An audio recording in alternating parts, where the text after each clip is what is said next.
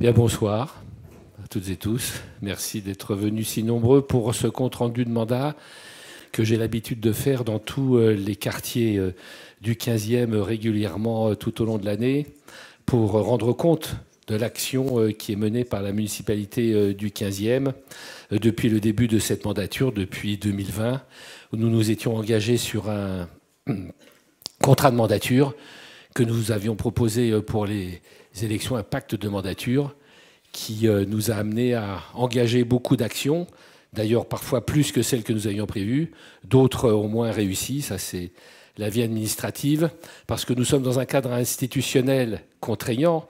Vous savez que les mairies d'arrondissement ont un certain nombre de compétences, mais ne sont pas des mairies de plein exercice, comme vous pouvez en avoir en province, et que donc nous dépendons largement, bien sûr, de par le statut de Paris, de la ville de Paris. Même si nous avons aussi d'autres partenaires, comme la région, qui a un rôle essentiel.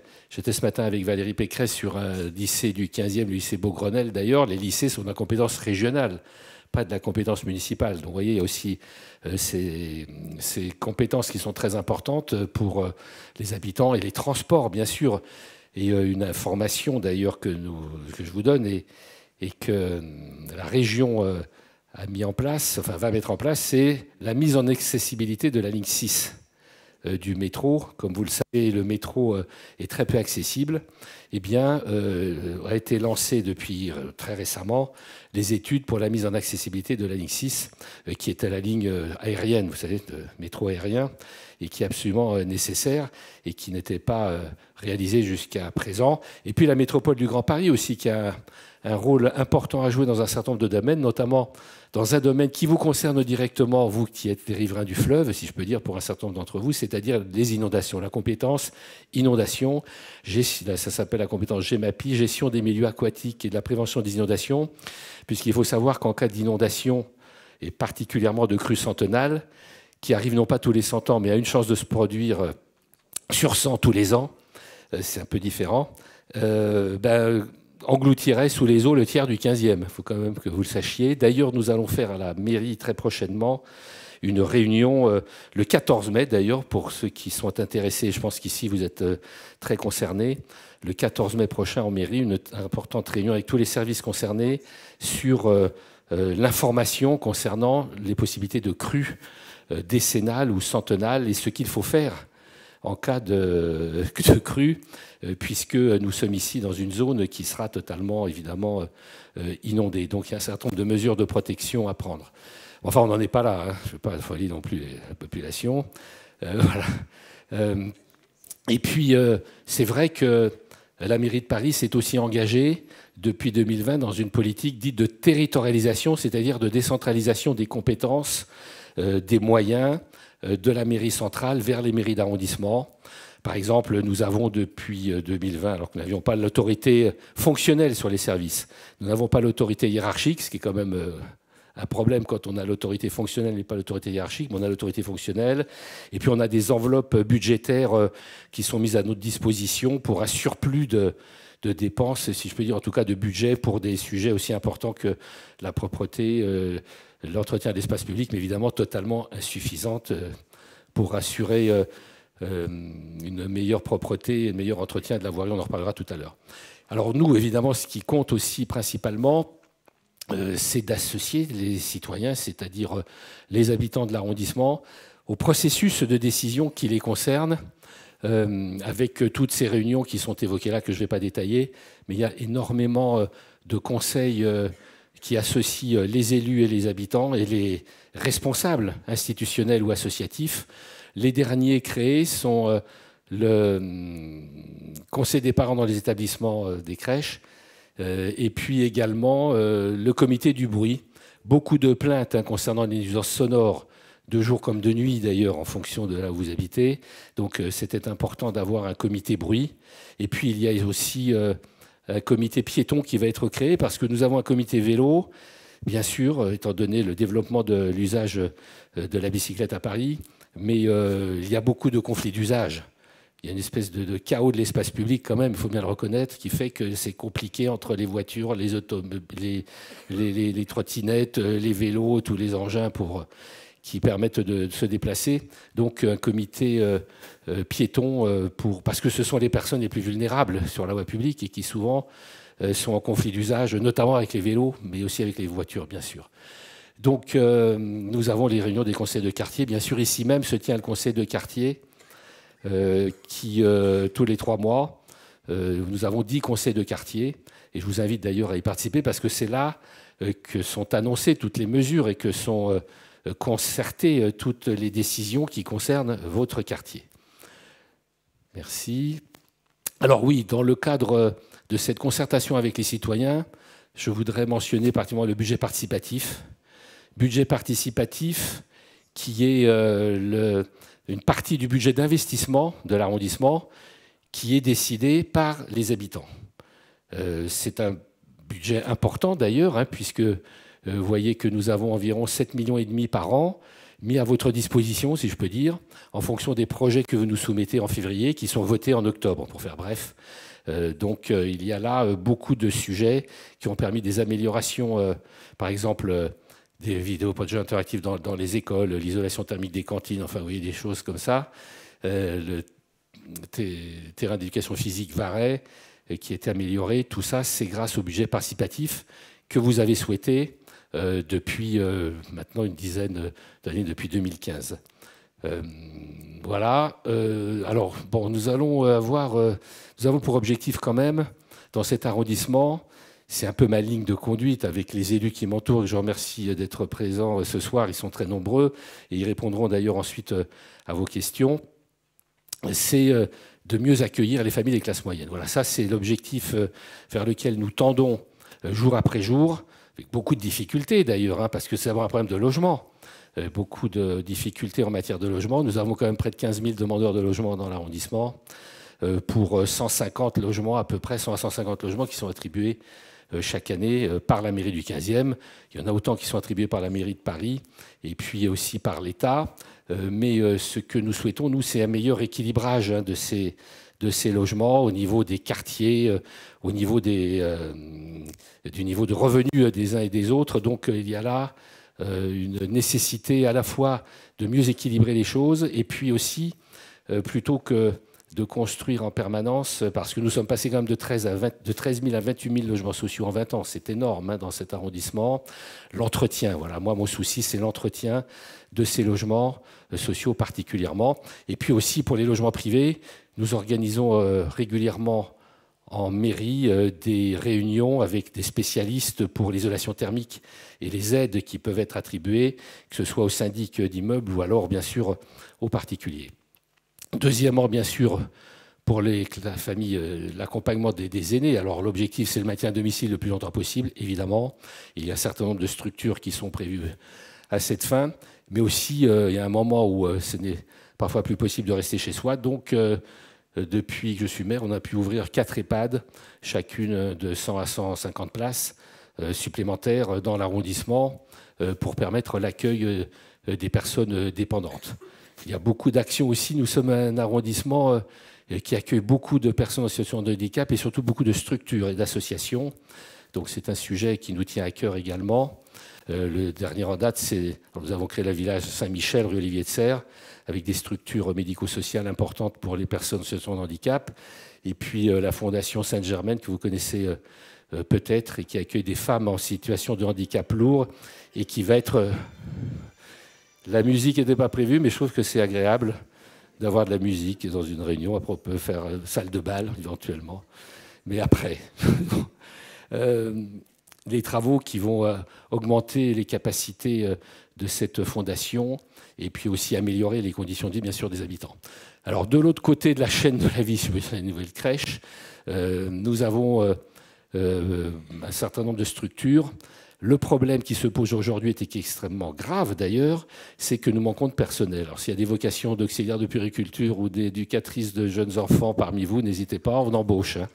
Il me manque plus d'une centaine d'éducatrices de jeunes enfants, ou éducateurs, mais enfin il y en a moins, et d'auxiliaires de puériculture, ce qui fait que 700 berceaux sont gelés 700 berceaux sont gelés par manque de personnel, même si des efforts sont faits par les uns et par les autres pour améliorer les statuts, essayer de renforcer le recrutement. Enfin, c'est un problème extrêmement lourd.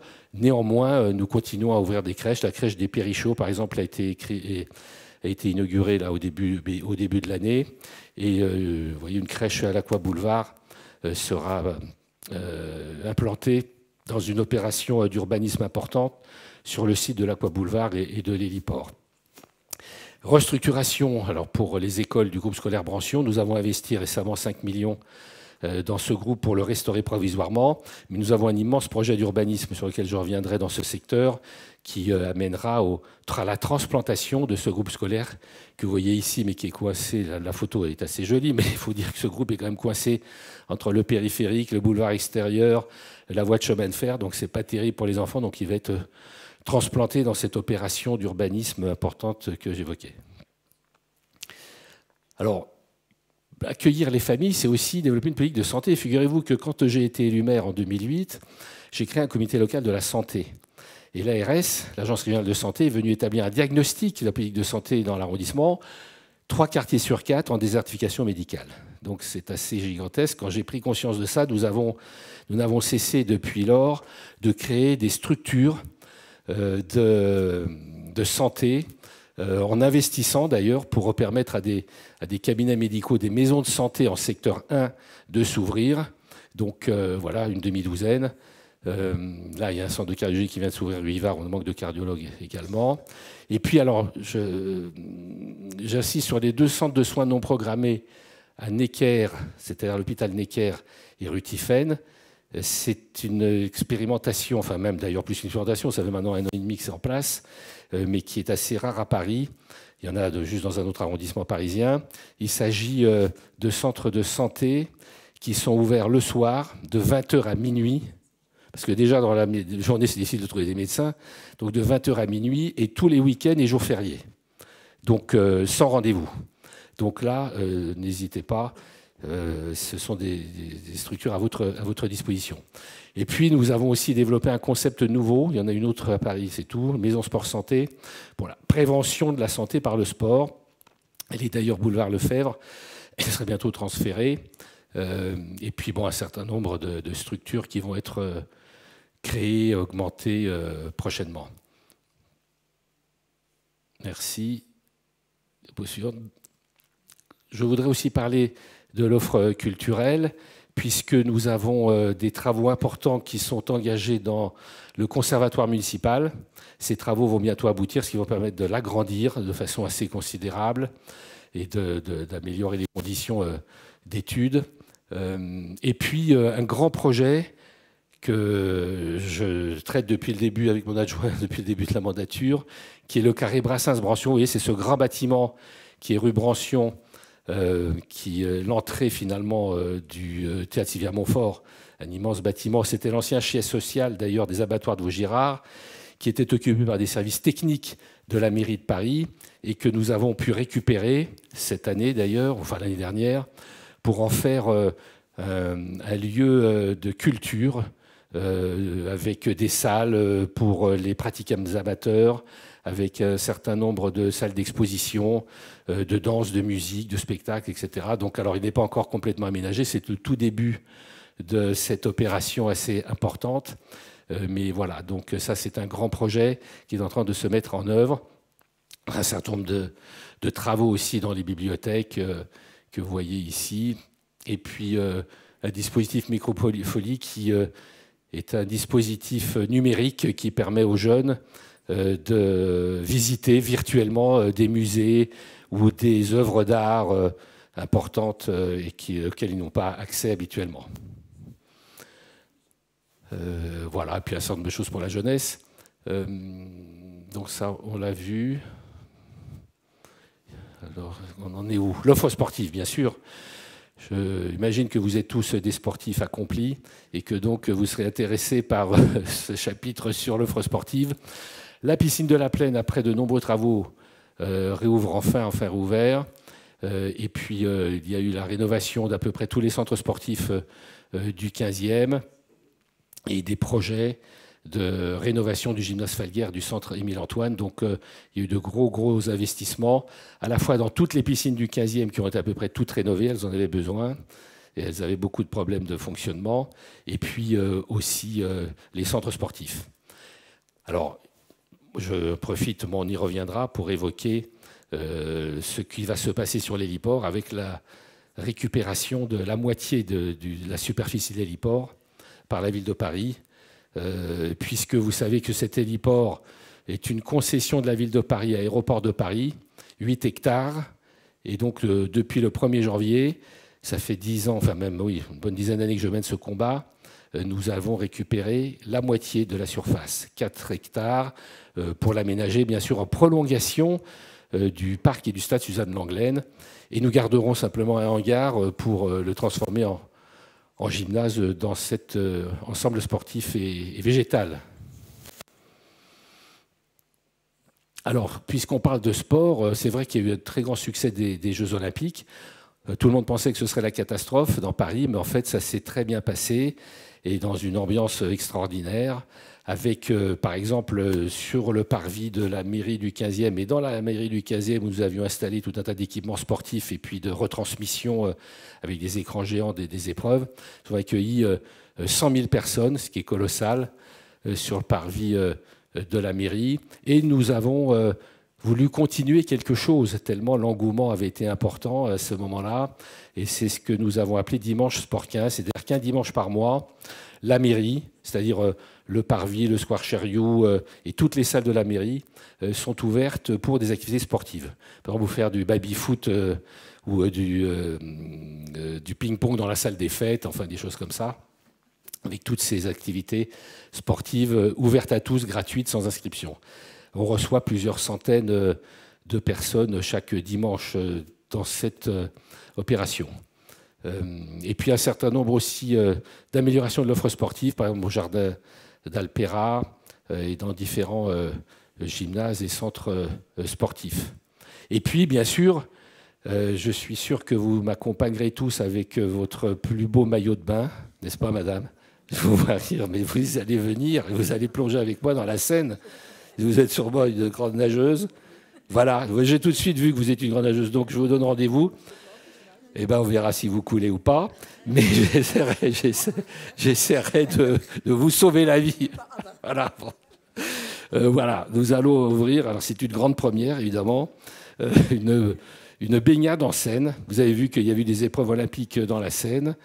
Eh bien, il y aura 3 baignades dans Paris, l'une vers Austerlitz, Bercy, l'autre à l'Hôtel de Ville, et la 3e, et j'étais assez heureux qu'on puisse obtenir, ça faisait un certain temps que je demandais ça, une baignade entre l'île aux Cygnes et la Berge.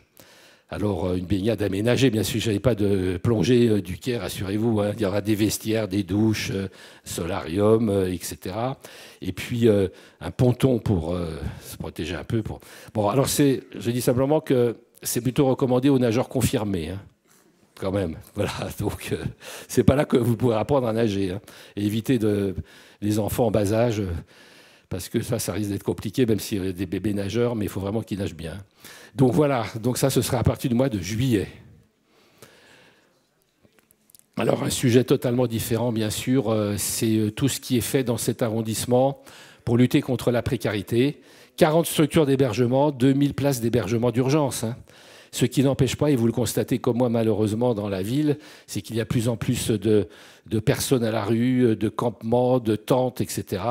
Nous avons l'identification, hein, de tout ça. Il y a des maraudes, il y a des services sociaux, des structures dédiées qui rentrent en contact avec ces personnes, mais c'est un sujet de plus en plus lourd à traiter. Voilà, d'ouverture de maisons de famille.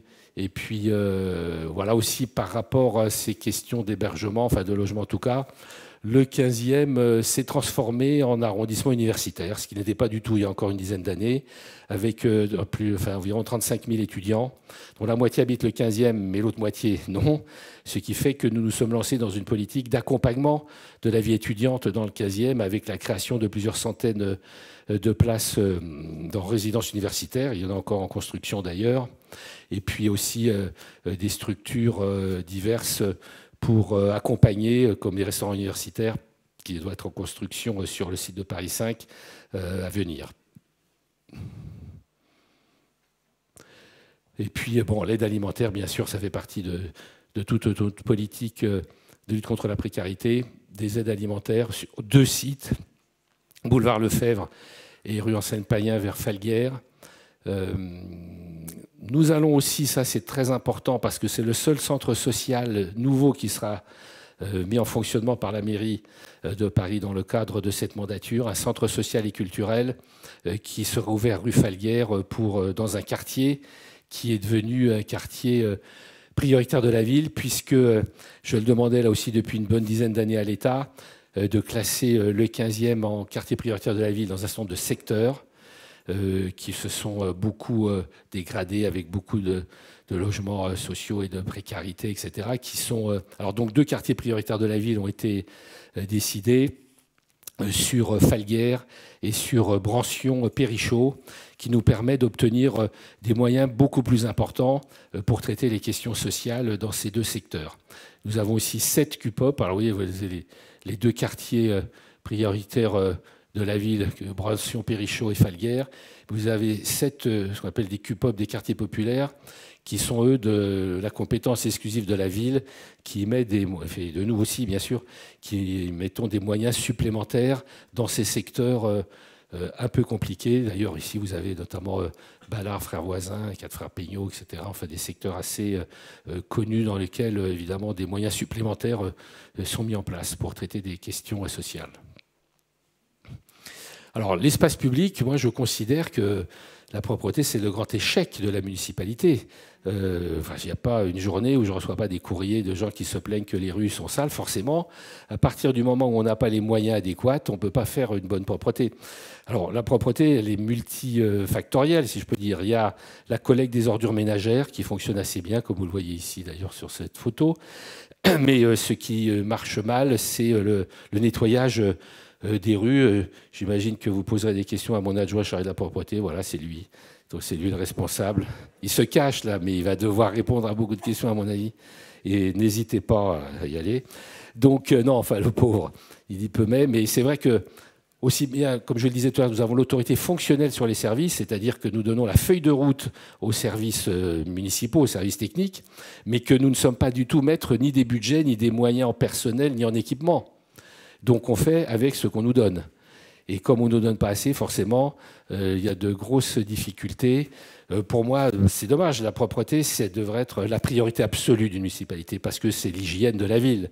Donc c'est ça qui devrait être absolument prioritaire. Et les budgets démontrent que ça ne l'est pas complètement, ainsi que d'ailleurs l'entretien de la voirie. Par exemple, moi, quand j'ai été réélu en 2020, j'ai proposé un plan de 3 ans à la ville de Paris de rénovation des trottoirs et des chaussées du 15e, mais bon, ce plan m'a été refusé. Or, je veux dire, il n'y en a pas un de vous qui n'est pas tombé dans la rue, j'imagine, dans un trou ou qui a des difficultés à circuler avec l'état de la chaussée. Néanmoins, un certain nombre de choses se font.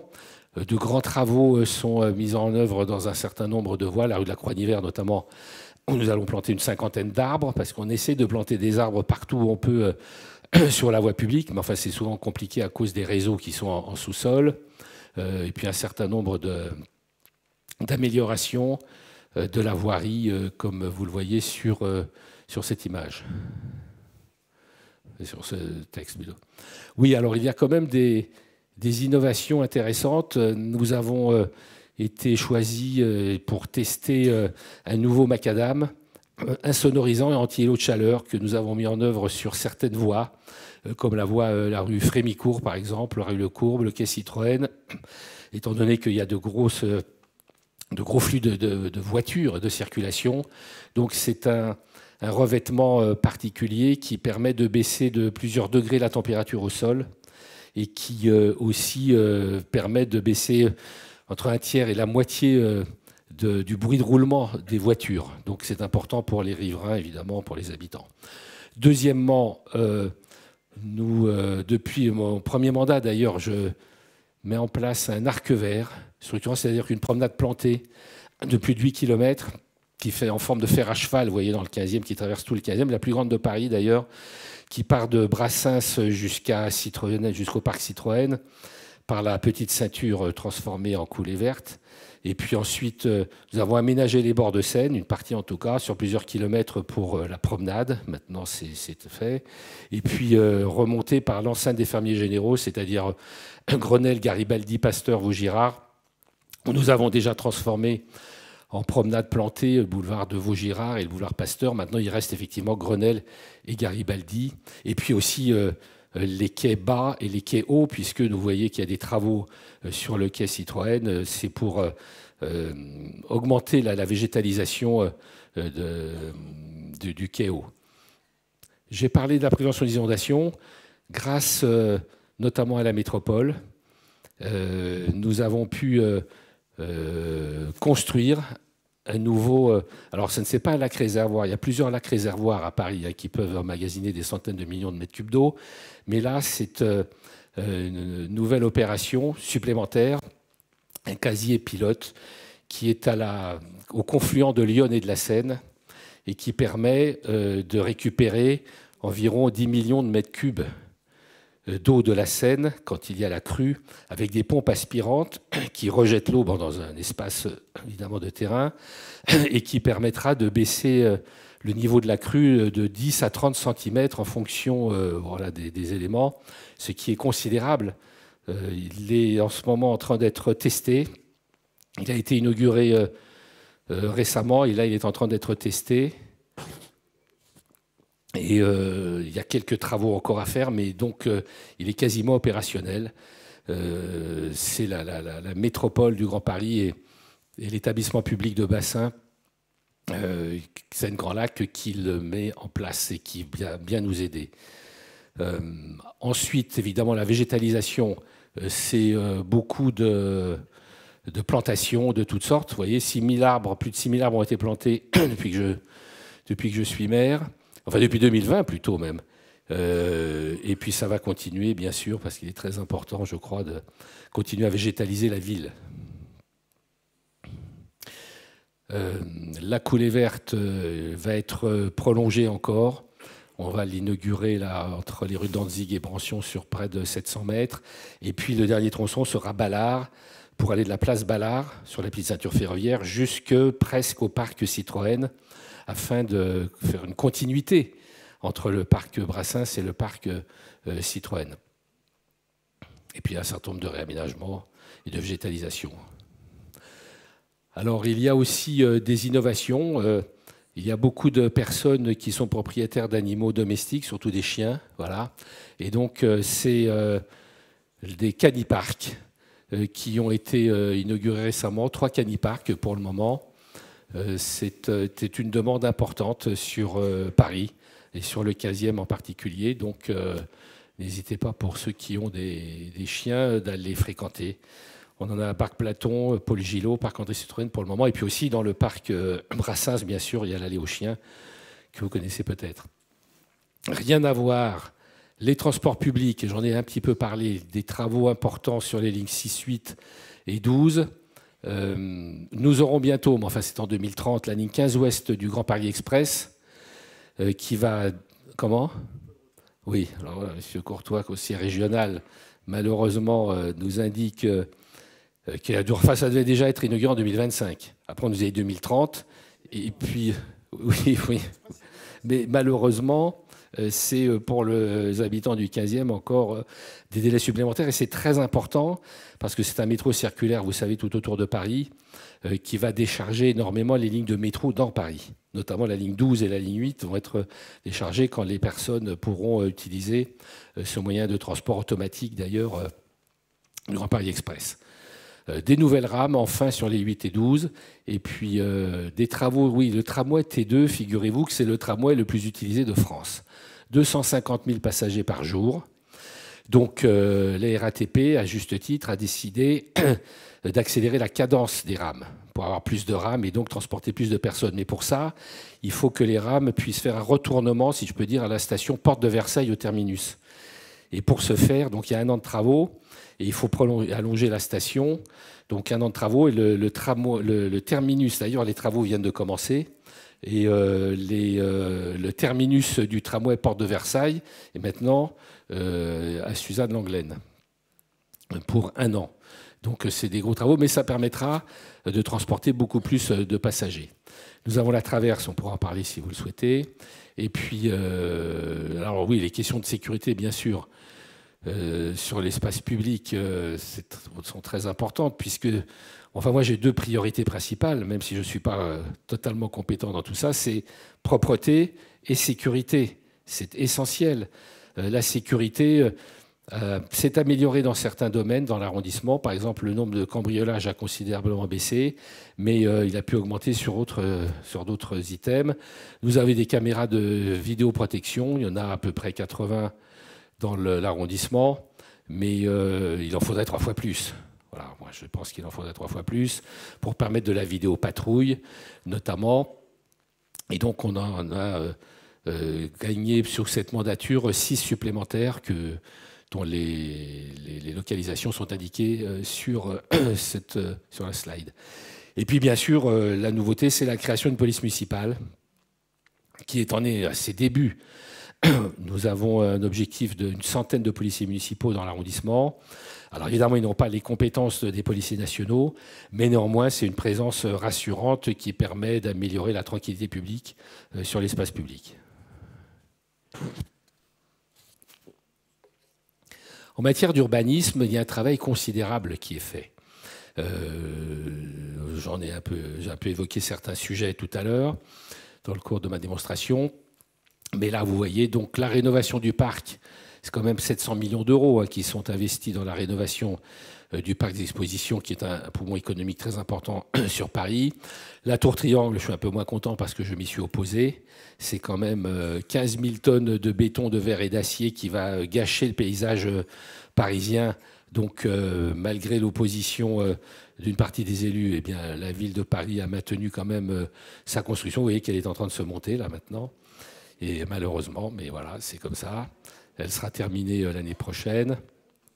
Les périchaux ont été réhabilités. Beaucoup de logements ont été rénovés. Les espaces extérieurs ont été magnifiquement refaits. La porte Brancion, c'est il y a au bout de la porte, enfin sur la porte Brancion, il y a une opération montée par la métropole qui s'appelle Inventons dans la métropole du Grand Paris et qui consiste à avoir mis sur la pourriture du périph' une résidence universitaire, un centre de jeunes travailleurs et un ensemble sportif que vous voyez ici en bois. Donc ça permet d'améliorer la circulation, si vous voulez, des habitants entre Vanves et la porte Brancion et le 15e, parce que c'est une coupure finalement avec les voies du sur le périph'. Et là, la voirie va être refaite, va être considérablement améliorée. Et cette coupure entre Vanves et le 15e est appelée donc à disparaître avec ces bâtiments au milieu qui sont bientôt terminés. Nous aurons aussi dans l'ancien laboratoire central des ponts et chaussées l'arrivée d'un millier d'ingénieurs spécialisés en intelligence artificielle. Donc ce sera un pôle important d'intelligence artificielle dans le 15e. Enfin, un certain nombre d'opérations d'aménagement programmées, notamment Bartholomé-Brancion. J'aurai encore une réunion de 2 heures là, avec tous les services de l'urbanisme là-dessus cet après-midi. C'est la requalification de tout le secteur entre Porte de Vanves et le parc d'exposition sur 52 hectares. C'est une des plus grosses opérations de réaménagement urbain à Paris, où on va évidemment énormément végétaliser, on va requalifier à peu près tous les logements qui sont dans ce secteur, qui sont largement des logements sociaux, introduire de l'activité économique, refaire les voies de circulation. Enfin, le projet est d'envergure. Alors évidemment, j'ose à peine le dire, mais il sera terminé en 2040. Mais voilà, on commence maintenant. Bah oui, je sais bien, on sera en déambulateur. Nous, enfin, bon, voilà. Mais voilà, ce sera pour nos enfants et nos petits-enfants. On investit aussi pour le long terme. On n'investit pas que pour l'année en cours.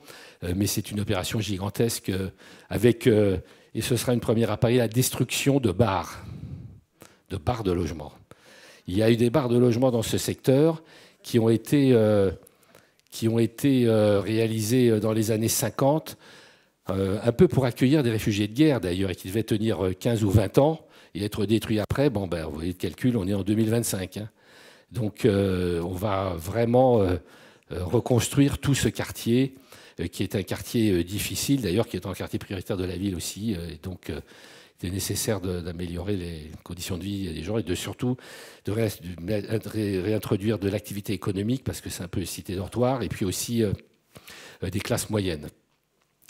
D'autres réhabilitations, alors je passe rapidement. Barque-Falguière, grosse opération de rénovation urbaine aussi. On passe d'un urbanisme sur dalle, que personnellement j'aborde, à un urbanisme sur rue, avec végétalisation, et puis rénovation d'un certain nombre de bâtiments, notamment publics et sociaux. Frères Voisins, grosse opération de rénovation. Frères Voisins, où j'ai pu obtenir 50 millions quand même de la ville de Paris pour rénover tout cet ensemble des Frères Voisins qui est près de l'héliport, vous voyez, de la boulevard, sur un millier de logements à peu près. Et puis un nouveau quartier de Paris qui va sortir de terre sur l'Aqua Boulevard et l'héliport, enfin surtout sur l'Aqua Boulevard, qui va être démoli, reconstruit différemment, avec deux pâtés de maisons qui vont permettre de construire des logements pour classe moyenne ou accession sociale à la propriété, résidence étudiante. Et l'Aqua Boulevard sera reconstruit sur une partie plus étroite. Ensuite, alors oui, je vous parlais bien sûr, ça c'est un grand projet que je poursuis depuis une bonne quinzaine d'années, qui est la suppression des héliports. L'héliport, c'est des nuisances atmosphériques et sonores, puisqu'il y a aussi du fuel. Hein, donc je demande la suppression de l'héliport. Je fais partie d'ailleurs de la commission de consultation de l'héliport.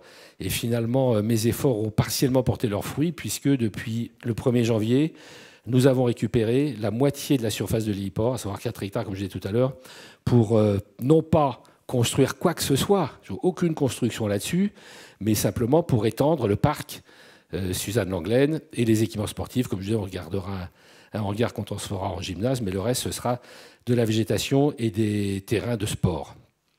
Pour la population, l'idée, bien sûr, est de récupérer la totalité de l'héliport à terme. Évidemment, avec aussi une baisse du nombre d'hélicoptères.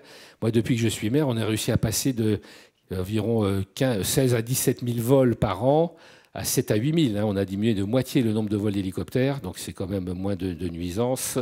Et puis aussi, nous avons l'objectif donc de supprimer le trafic commercial qui est, depuis le 1er janvier, rendu plus difficile sur ce site. Moi, je veux bien qu'on continue à avoir, en tout cas, à un moment, des vols de services publics d'urgence, genre SAMU ou police, etc.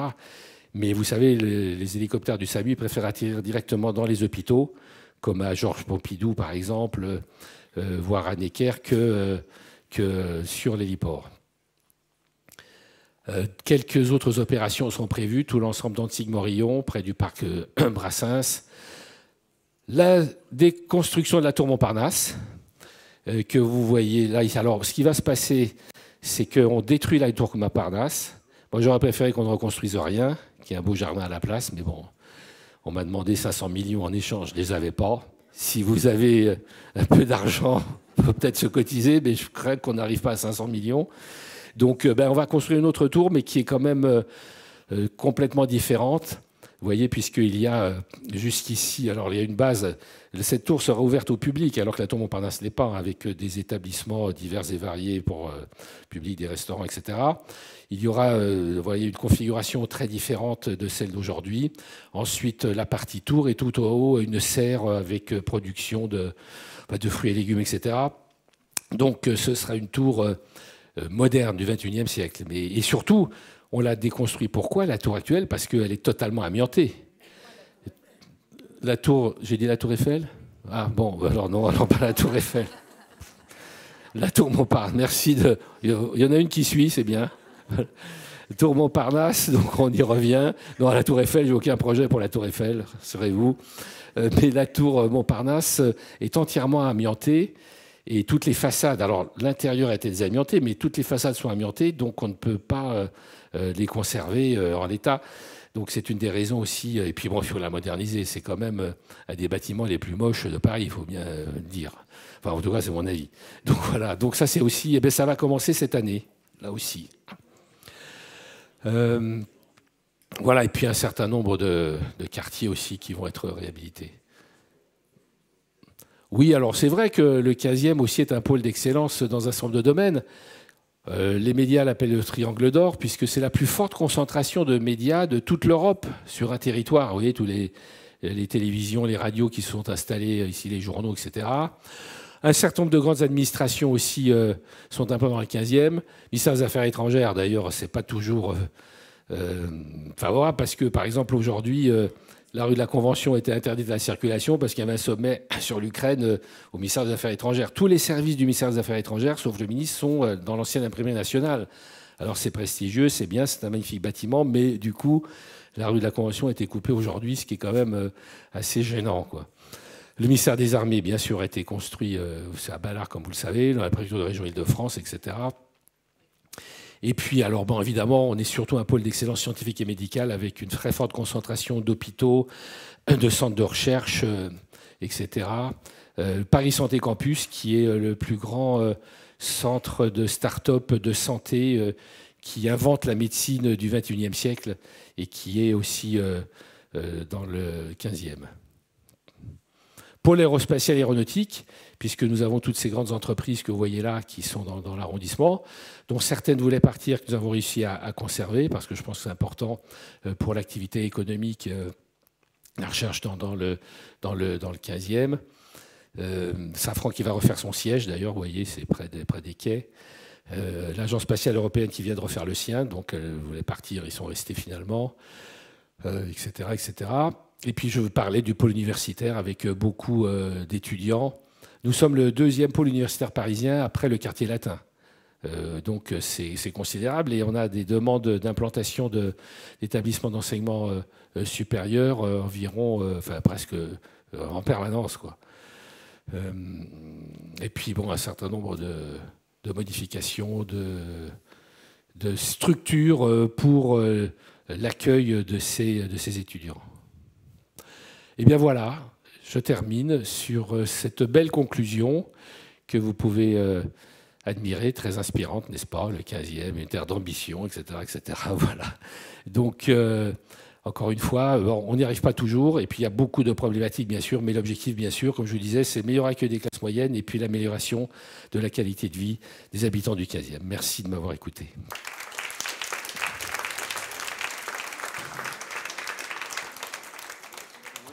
Voilà, donc j'ai beaucoup parlé, évidemment, mais enfin, c'était un peu l'objectif de vous dire un peu tout ce qui se faisait dans l'arrondissement et ce qui va se faire. Il y a beaucoup de projets en cours et des projets à venir. Maintenant, il y a environ une vingtaine ou une trentaine d'élus qui sont présents au premier rang.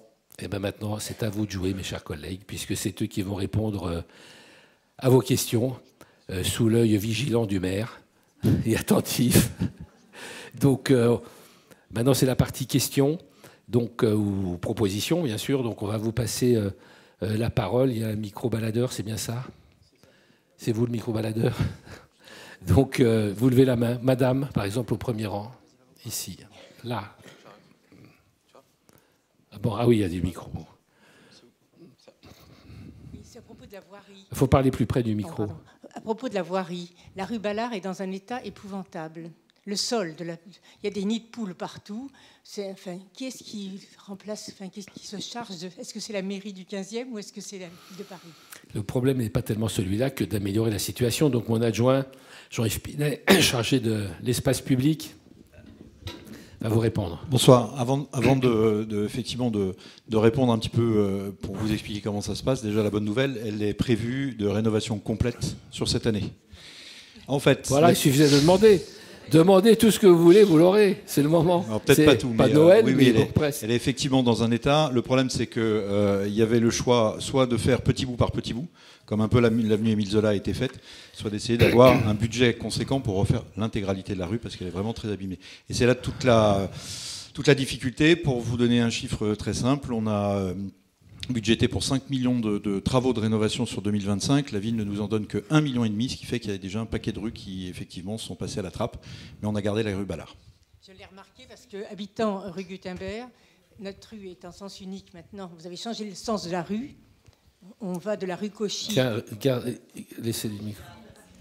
Et donc, on passe par la rue Ballard pour arriver à son domicile. Alors, l'explication du changement de sens qui est juste devant cette école, c'est que la mairie de Paris a décidé de mettre la rue Gutenberg en rue aux écoles.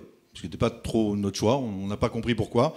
Et si vous vous souvenez, au début, quand c'est devenu rue aux écoles, ils ont mis des beaux panneaux à l'entrée. On était toujours dans le sens convention Cauchy, sauf que ça n'avait ni queue ni tête, puisque tout le monde continuait à prendre cette voie de circulation. Donc la rue aux écoles n'était pas rue aux écoles. Ils avaient mis 4 pauvres bacs de fleurs, ils avaient supprimé tout le stationnement, mais on n'arrivait à rien. La seule solution pour faire quelque chose, parce que j'ai demandé à la voirie, qu'est-ce qu'on fait, qu'est-ce qu'on aménage, est-ce qu'on fait des barrières, etc. On a des parkings riverains, donc on ne peut pas non plus fermer la rue, comme par exemple sur la rue François Copé. Et donc la seule solution efficace pour faire une déviation, c'était d'inverser le sens. Et voilà pourquoi elle a été inversée. Donc effectivement, vous avez beaucoup moins de monde qui passe. Alors, il y en a quand même de temps en temps qui passent effectivement entre Cauchy, mais beaucoup moins. Et là, ça devenait effectivement quelque chose. Mais c'est aussi l'incohérence de certaines décisions prises par la mairie centrale qui d'un coup d'un seul nous dit voilà, c'est rue aux écoles. Et ben oui, mais sauf que les GPS en plus faisaient continuer. Tout à fait, voilà. tout à Donc, fait, tout à fait. Voilà pourquoi elle est devenue dans l'autre sens. Une dernière question. Les bacs, où il y a soi-disant des plantes, sont dans un état, c'est miteux. Hein. Bon. Je ne préfère pas m'étendre là-dessus parce que je serais peut-être vu. Mais ça relève de qui?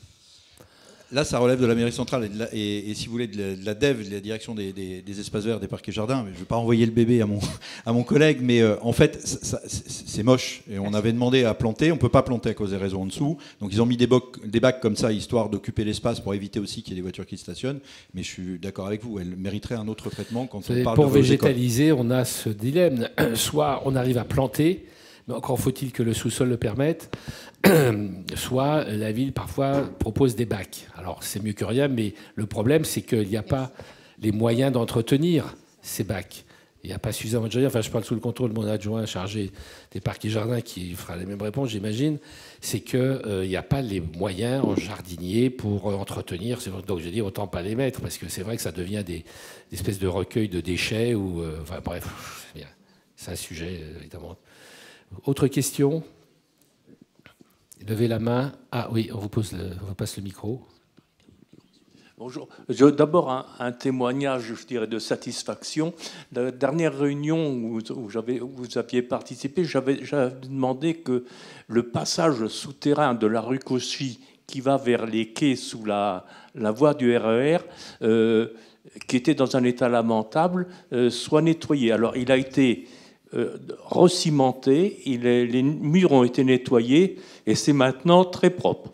Ne manque qu'un point, mais qui ne dépend pas de vous, vous me l'aviez dit, c'est l'électrification du souterrain, mais c'est un autre problème.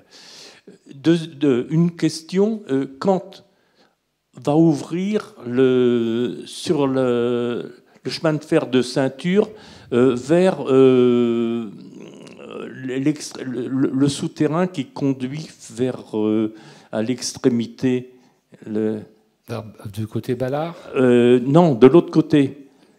Ah oui, oui, bien sûr. Oui. Sous les rues d'Anzig et tout ça. Oui, c'est ça, oui. Oui, effectivement, je pense que c'est bientôt. Oui, c'est au mois de mai. Ah, c'est ça, oui. En fait, depuis le début, lorsqu'a été créée la petite ceinture, enfin la coulée verte sur la petite ceinture, on souhaitait passer dans le tunnel. Et la ville nous disait, parce que les ingénieurs, évidemment, les services techniques, moi je ne les ai pas en mairie d'arrondissement, les services techniques sont en mairie centrale, disaient, il faut la réglementation Mont-Blanc. Donc c'est-à-dire qu'il fallait faire des installations considérables, comme s'il y avait des flux de camions qui passaient là-dedans, etc. Bref, depuis, où soit la réglementation a changé, soit la position de la ville est différente. Donc maintenant, on va pouvoir passer dans le souterrain, ce qui évitera de remonter, de redescendre de l'autre côté, etc. Donc ça ouvre, et c'est ce que je disais tout à l'heure, c'est en plus avec ces 660 mètres supplémentaires qui nous manquaient pour aller jusqu'à l'entrée du parc Brassens, au pied du théâtre Sylvia-Montfort. C'est là maintenant qu'on va... D'ailleurs, les travaux sont presque terminés, je crois qu'on inaugure. Mohamed, tu veux dire un mot? Attendez, mon adjoint Laurent Capé, qui est chargé des parcs et jardins. La fin des travaux, la question était par là, la fin des travaux est pour fin mai, début juin. Donc voilà. Donc maintenant, on est vraiment dans la dernière ligne droite. Voilà. Alors ce sera plus compliqué du côté Ballard, qui nous concerne plus ici, parce que je suis en discussion avec la SNCF, et c'est très compliqué, pour récupérer la partie entre la place Ballard et le parc Citroën, où là, on a plusieurs centaines de mètres aussi, qui sont propriété, bien sûr, de la SNCF et qui le resteront, mais qui devraient nous échoir pour permettre, justement, d'avoir la liaison, du coup, définitive entre le parc Citroën et le parc Brassens. Mais bon, là, pour le moment, c'est toujours en discussion. D'ailleurs, la SNCF n'a pas voulu restituer la propriété de ce site à la ville de Paris, ce qui est bien dommage, parce que la SNCF a voulu maintenir le concept irréaliste de réversibilité. C'est-à-dire, ils se disent, un jour peut-être qu'on fera de nouveau rouler des trains. Pourquoi pas des TGV d'ailleurs. Bref, déjà, il ne faudrait pas qu'ils soient en grève. Bon, bref, donc faire rouler des trains là-dessus, c'est totalement utopique et même c'est pas souhaitable.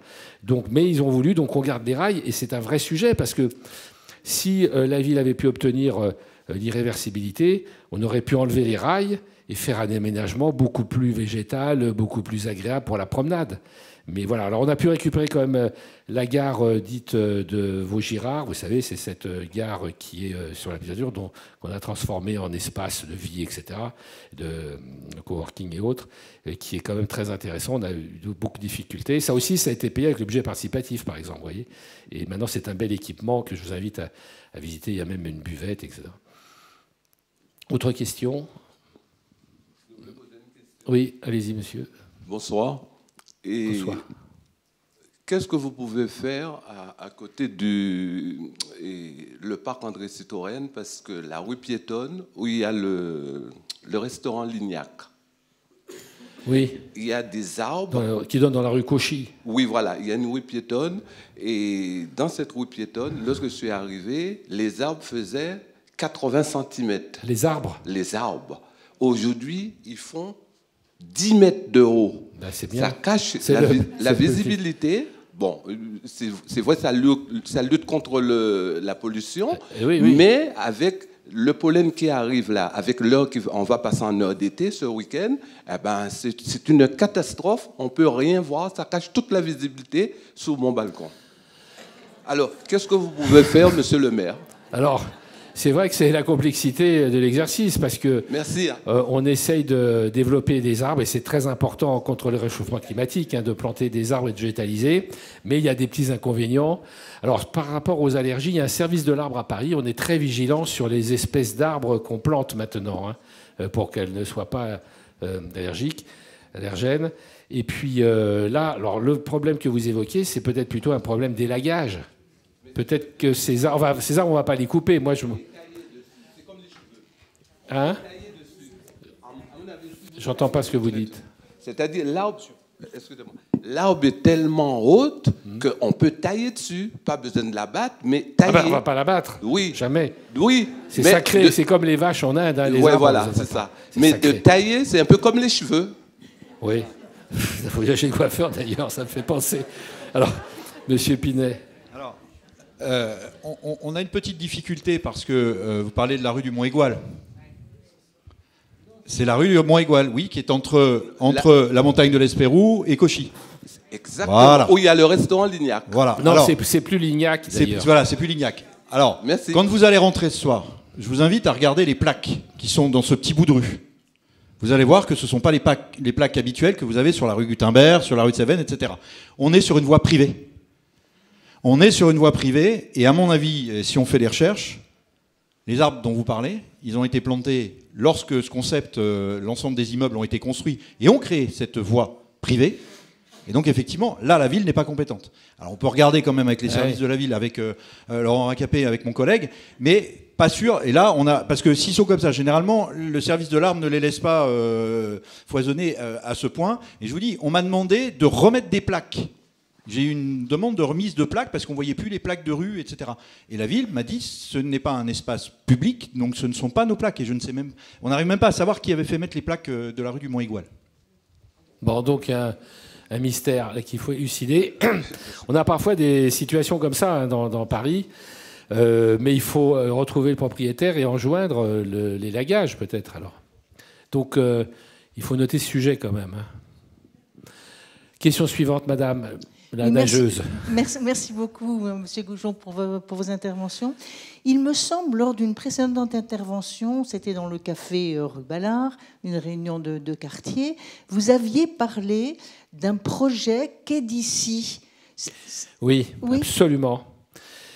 Est-ce que vous pouvez nous en dire quelques mots, s'il vous plaît? J'ai un projet général qui est le réaménagement de toutes les portes du 15e. Donc, c'est vrai que ce site qui est entre le 15e et Issy-les-Moulineaux, le quai d'Issy, sorti du souterrain jusqu'au périph', où il y a la station-service, et c'est ce qu'on appelle un délaissé urbain. C'est-à-dire que c'est un dépôt de voirie, c'est là où se gardent des énormes camions, etc. Enfin,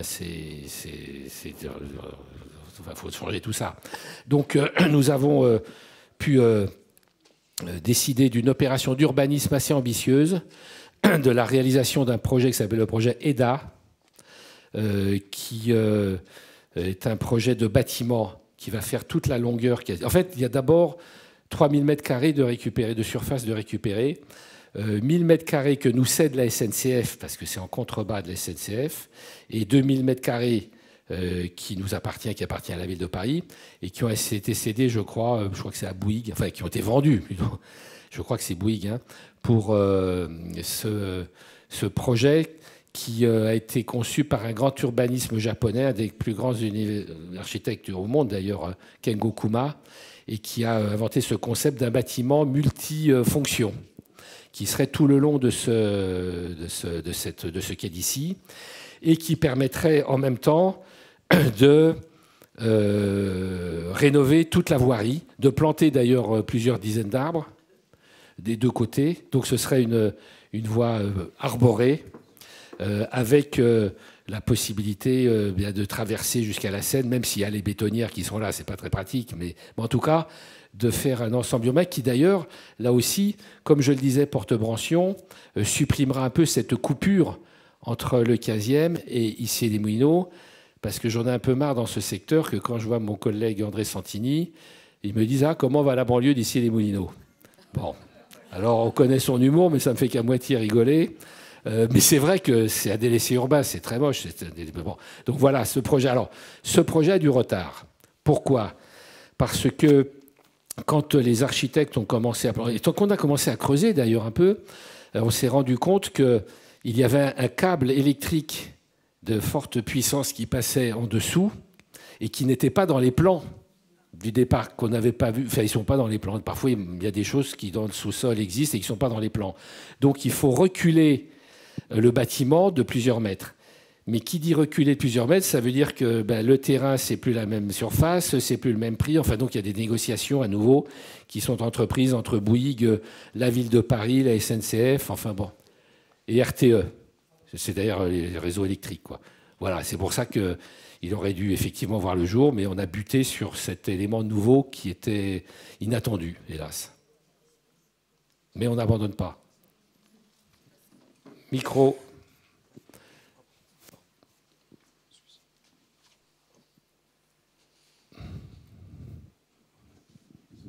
Bonjour, monsieur le maire. Merci de cette réunion. Moi, ma question, c'est peut-être un peu personnelle, et puis alors, dans le contexte, c'est difficile, mais il y a un parking de 500 places entre la rue du Ranton avec l'entrée qui est rue de la Convention. Ce parking était au départ une concession de la ville de Paris, octroyée à une société privée, la ville de Paris. Alors je sais que ce n'est pas vous, mais vous avez quand même un pouvoir d'influence. A donc envisage ou a décidé, on ne sait pas exactement, parce que les rapports sont difficiles, de supprimer cette concession. Ce qui voudrait dire, à terme, de supprimer ce parking. 500 places. 500 places. Il n'y a pas que des privés, hein. Il y a aussi des services qui utilisent ça. Je crois qu'il y a la RATP, etc. et d'autres. Est-ce que vous pouvez faire... Ah ben oui, mais justement, c'est pour ça que je vous en parle, si vous ne savez pas.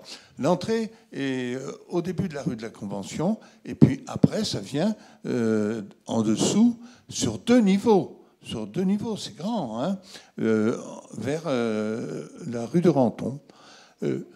Est-ce que vous pouvez faire quelque chose? Et si vous ne savez pas suffisamment, je veux bien venir voir le maire adjoint qui s'occupera de ça. Merci de m'avoir écouté. Merci. Alors, l'adjoint chargé de la culture, qui n'a rien à voir avec le sujet, mais qui... Rien à voir avec le sujet, sauf que comme monsieur a l'air de le connaître très bien, moi aussi, puisque j'habite là. Oui, donc c'est et que j'ai garé un temps ma voiture dans ce parking. Effectivement, il y a un parking qui est en concession sur les grands parkings, je ne sais plus comment ça s'appelle, de la société, et qui est sur 2 niveaux. Et monsieur a raison, il y a des sociétés qui utilisent ce parking, notamment des loueurs de voitures aussi. Voilà. Et tu es au courant d'un projet? Pas du tout. Le parking fonctionne toujours. Je n'ai jamais entendu parler de... Mon adjoint chargé de l'espace public, peut-être? Parce que vraiment, je ne connais pas ce sujet. Alors, tout ce que je peux vous dire, c'est que s'il y a une chose sur laquelle on est très attentif, c'est effectivement sur le stationnement. Parce qu'arrivent des projets de la ville et souvent, d'un trait, il n'y a plus une place. Donc on essaye que ce soit en surface. Et justement, quand on a des parkings comme ça en sous-sol, moi j'ai toujours été favorable à ce que les voitures soient en dessous et les piétons au-dessus, quand on le peut.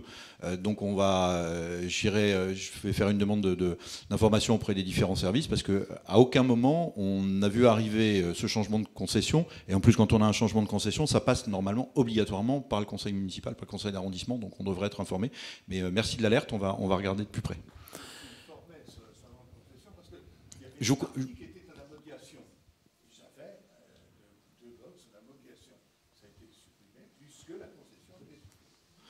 Je vous crois sur parole et justement on va se renseigner pour savoir un petit peu le devenir de tout ça. Merci de l'information. Oui, on apprend aussi nous des choses. C'est très important que vous puissiez nous signaler ce type de situation. Mais normalement, ça doit passer au conseil d'arrondissement. Oui. Micro. Ma question concerne aussi le stationnement. Si j'ai bien compris, Mme Hidalgo a prévu de supprimer 10 000 places de stationnement dans tout Paris pour rendre les rues piétonnes. J'ai compris la votation récente. Quelle va être la contribution volontaire ou subie du 15e arrondissement à cette diminution écologique? Bon, là, on touche aussi au sacré, hein, quand on parle de circulation, de stationnement, etc. Non, mais votre chiffre est faux. Madame Hidalgo n'a pas prévu de supprimer 10 000 places de stationnement à Paris. C'est 80 000 places de stationnement. Donc, vous voyez, vous êtes petit bras quand même, petit joueur. La politique de la mairie centrale dans cette mandature, c'est de supprimer la moitié des places de stationnement de surface à Paris. Donc de passer de 160 000 à 80, 90 000 à peu près. Alors les 10 000 places que vous évoquez, c'est ces fameuses places qui devraient être supprimées par la création de 500 rues Jardin, pour lesquelles il y a eu une consultation dimanche dernier, qui a été très suivie, puisqu'il y a eu 3,5% de participants dans le 15e, 4% à Paris. Donc 50 000 électeurs sur 1,5 million quand même. Donc ils se sont prononcés à 60% à peu près là-dessus. Mais voilà, le problème, c'est qu'on demande aux gens de voter. C'est une votation citoyenne, comme on dit, pourquoi pas d'ailleurs. Hein. Il y en avait une sur les trottinettes, souvenez-vous. Il y en a eu une autre sur les SUV, les tarifs des SUV. Et là, la troisième, comme quoi ils sont un peu obsessionnels sur le sujet. Mais il y a peut-être d'autres sujets à Paris. Bon, on aurait pu dire, tiens, est-ce qu'il faut armer la police municipale, par exemple, des choses comme ça? Est-ce qu'il faut plus de caméras de vidéoprotection? Ça me paraissait aussi intéressant comme sujet. Bon, non, là, c'était 500 rue Jardin. Nous, les maires d'arrondissement, nous n'avons ni la liste de ces rues. On ne nous en a jamais parlé. Ça sort comme ça, allez hop. Quand on sait qu'une rue Jardin, ça coûte entre 300 000 et 600 000 euros, ça veut dire qu'au bas mot, c'est 150 millions d'euros. Pour une ville qui est endettée déjà à niveau de 10 milliards quand même. Et donc, on nous demande à nous, maires d'arrondissement, de faire, comme le disait mon collègue, des abattements sur toutes les dépenses. Parce qu'il n'y a plus d'argent, voilà, pour faire bref. Donc, c'est juste ce qu'on appelle du greenwashing, en bon français. C'est un coup de com' à quelques mois des élections, voilà tout. Puisque, en plus, ça voudrait dire 500 rue Jardin qui font en réaliser 2 par semaine, quoi. jusqu'à la fin de la mandature, c'est totalement invraisemblable cette affaire. Comment on peut demander à des gens de se prononcer de façon aussi vague sur un sujet où on ne connaît pas le budget, on ne connaît pas les rues, on ne sait pas combien de places de stationnement, ils disent 10 000 comme ça, c'est un chiffre en l'air.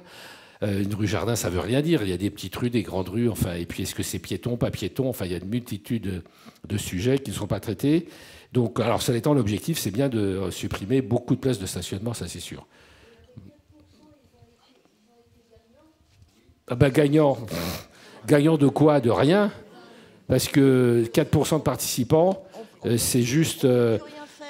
Non, mais... Vous appelez le plombier, il dit bah non, je peux pas, c'est trop loin. Non, mais c'est même pas ça. C'est que de toute façon, c'est une consultation pour la frime, étant donné que cette décision, j'ai oublié de le dire, avait déjà été prise. Enfin, la création de 100 rues Jardin, en tout cas, avait été prise par le Conseil de Paris au mois de juillet 2024. Donc pourquoi revoter ce qui a déjà été voté? Enfin bon, et puis de toute façon, c'est voté. C'est pas parce que c'est voté que c'est fait. Hein, vous savez, il n'y a pas de crédit de toute façon. Juste un complément sur les places de stationnement. Alors généralement, quand on nous envoie un certain nombre de projets qui arrivent, alors ça a été le cas dans ce qu'ils ont appelé embellir votre quartier, et il y a un certain nombre de rues qui ont été effectivement modifiées. Au départ, généralement, quand les projets arrivent, il n'y a plus une place de stationnement.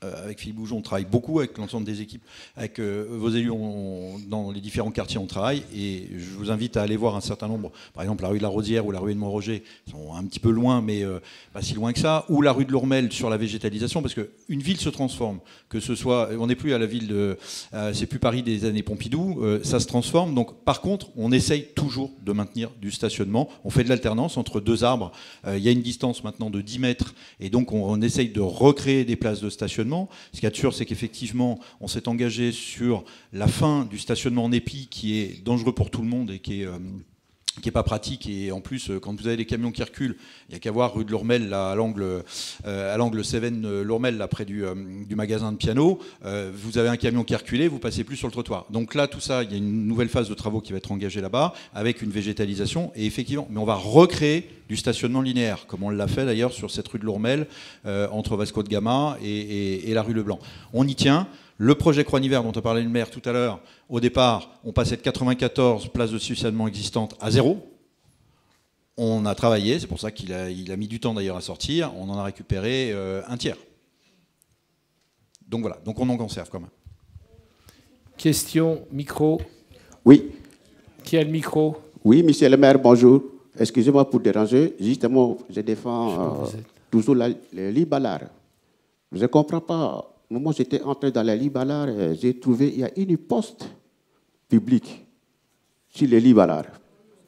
Même mes banques sur le lit Ballard. Aujourd'hui, il n'y a rien du tout sur le lit Ballard. Ballard, la lit Ballard est oubliée ou pas? Sur la rue Ballard, monsieur Pinet. Aucune banque, aucune poste sur le lit Ballard. Oui, mais oui. Mais je ne sais pas qu'est-ce qui se passe. Que le maire va nous répondre pour nous soulever les choses qui se passent. Pour nous, de nous défendre un peu Sili Ballard. Sili Ballard, tu te fais déplacer pour aller à Convention, pour aller de l'autre côté. Non, mais vous faites ce que tu as le droit de le faire, s'il vous plaît. La Poste a un plan de suppression d'un certain nombre de bureaux de poste qui décline et dans lequel il n'y a pas assez de clients. Voilà, c'est un plan de la Poste. Et donc, la Poste... à la place du bureau, du coup, dans des commerces relais, etc. Mais c'est vrai que la Poste a supprimé plusieurs bureaux dans Paris, et dont 2 ou 3 dans le 15e. Mais ça, c'est des décisions de la Poste. Hein. On ne peut rien y faire. C'est des décisions de la Poste, qui est une entité indépendante de nous, totalement. On a discuté, alors c'est vrai qu'on a pu... conserver un certain nombre de bureaux, notamment qui étaient menacés de fermeture, je crois comme Charles Michel ou autres, mais je n'ai pas tout ça en tête forcément dans le détail, mais il y a des bureaux de vote, des bureaux de poste, légèrement obsédés, des bureaux de poste qui ont trop peu de clients et que la Poste ferme, parce qu'il y a évidemment aussi... une diminution considérable du courrier. Maintenant, les gens font tout par le numérique, Internet, et donc il y a des fermetures. Il y en aura encore, malheureusement. Hein. Désolé. On ne peut pas faire grand-chose, nous. Qui a le micro? Madame? Bonsoir, monsieur le maire. J'ai un cas un peu personnel. Vous avez parlé de personnes handicapées, de personnes âgées. J'ai aujourd'hui accueilli ma mère depuis 2 ans, une personne handicapée et âgée.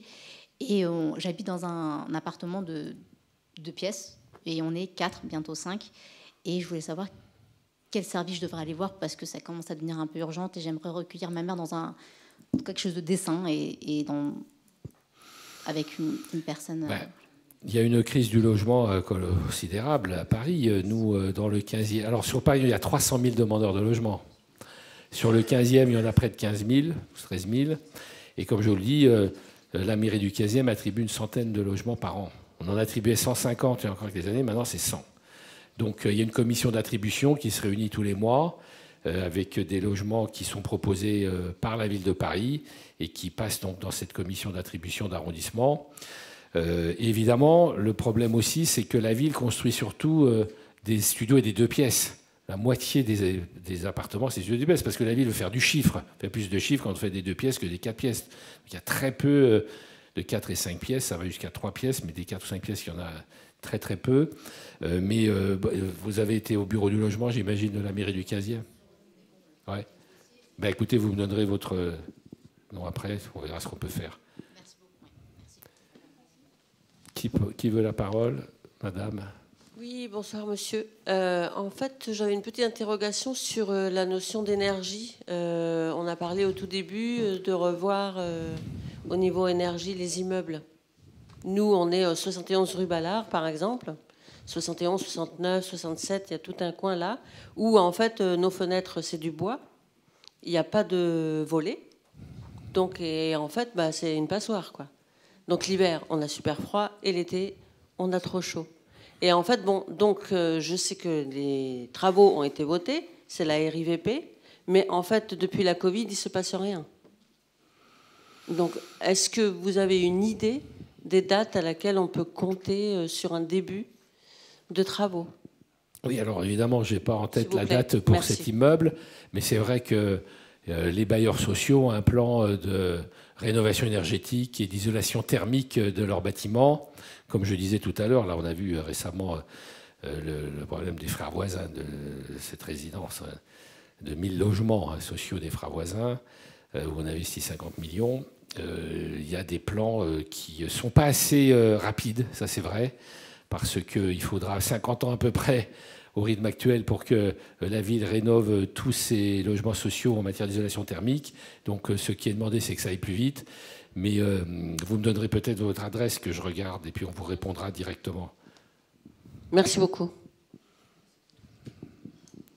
Bonsoir. Madame. Bonsoir. Je voulais juste attirer l'attention sur les petits commerçants justement qui se trouvent dans cette rue, qui sont engagés par les travaux. Dans quelle rue?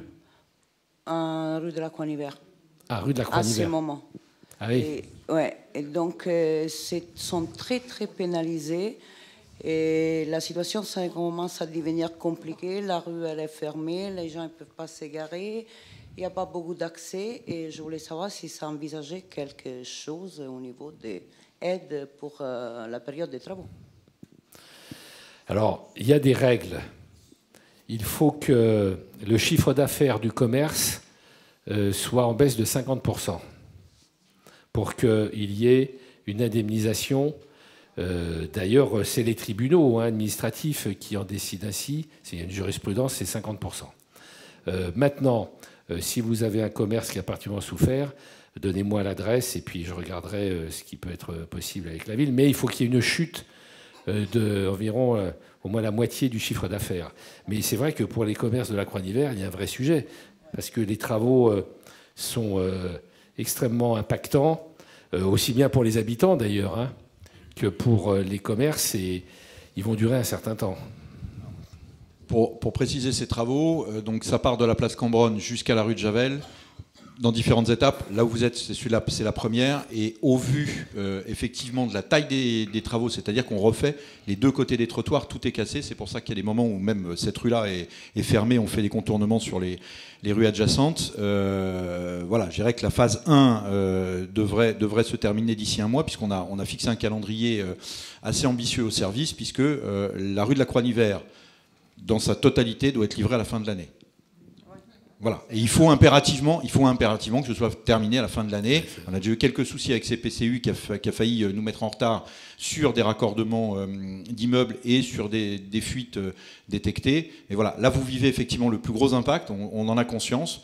N'hésitez pas à joindre les adjoints au commerce, je pense à Karine Legrand qui est là ce soir, mais on peut regarder au cas par cas, mais on en a conscience, c'est vraiment impactant, mais on ne peut pas faire autrement que de ne pas bloquer cette rue, effectivement, du fait de la nature. Vous aurez de très beaux trottoirs après, je vous demande un peu de patience. Ça va être très beau, mais entre-temps, il faut survivre.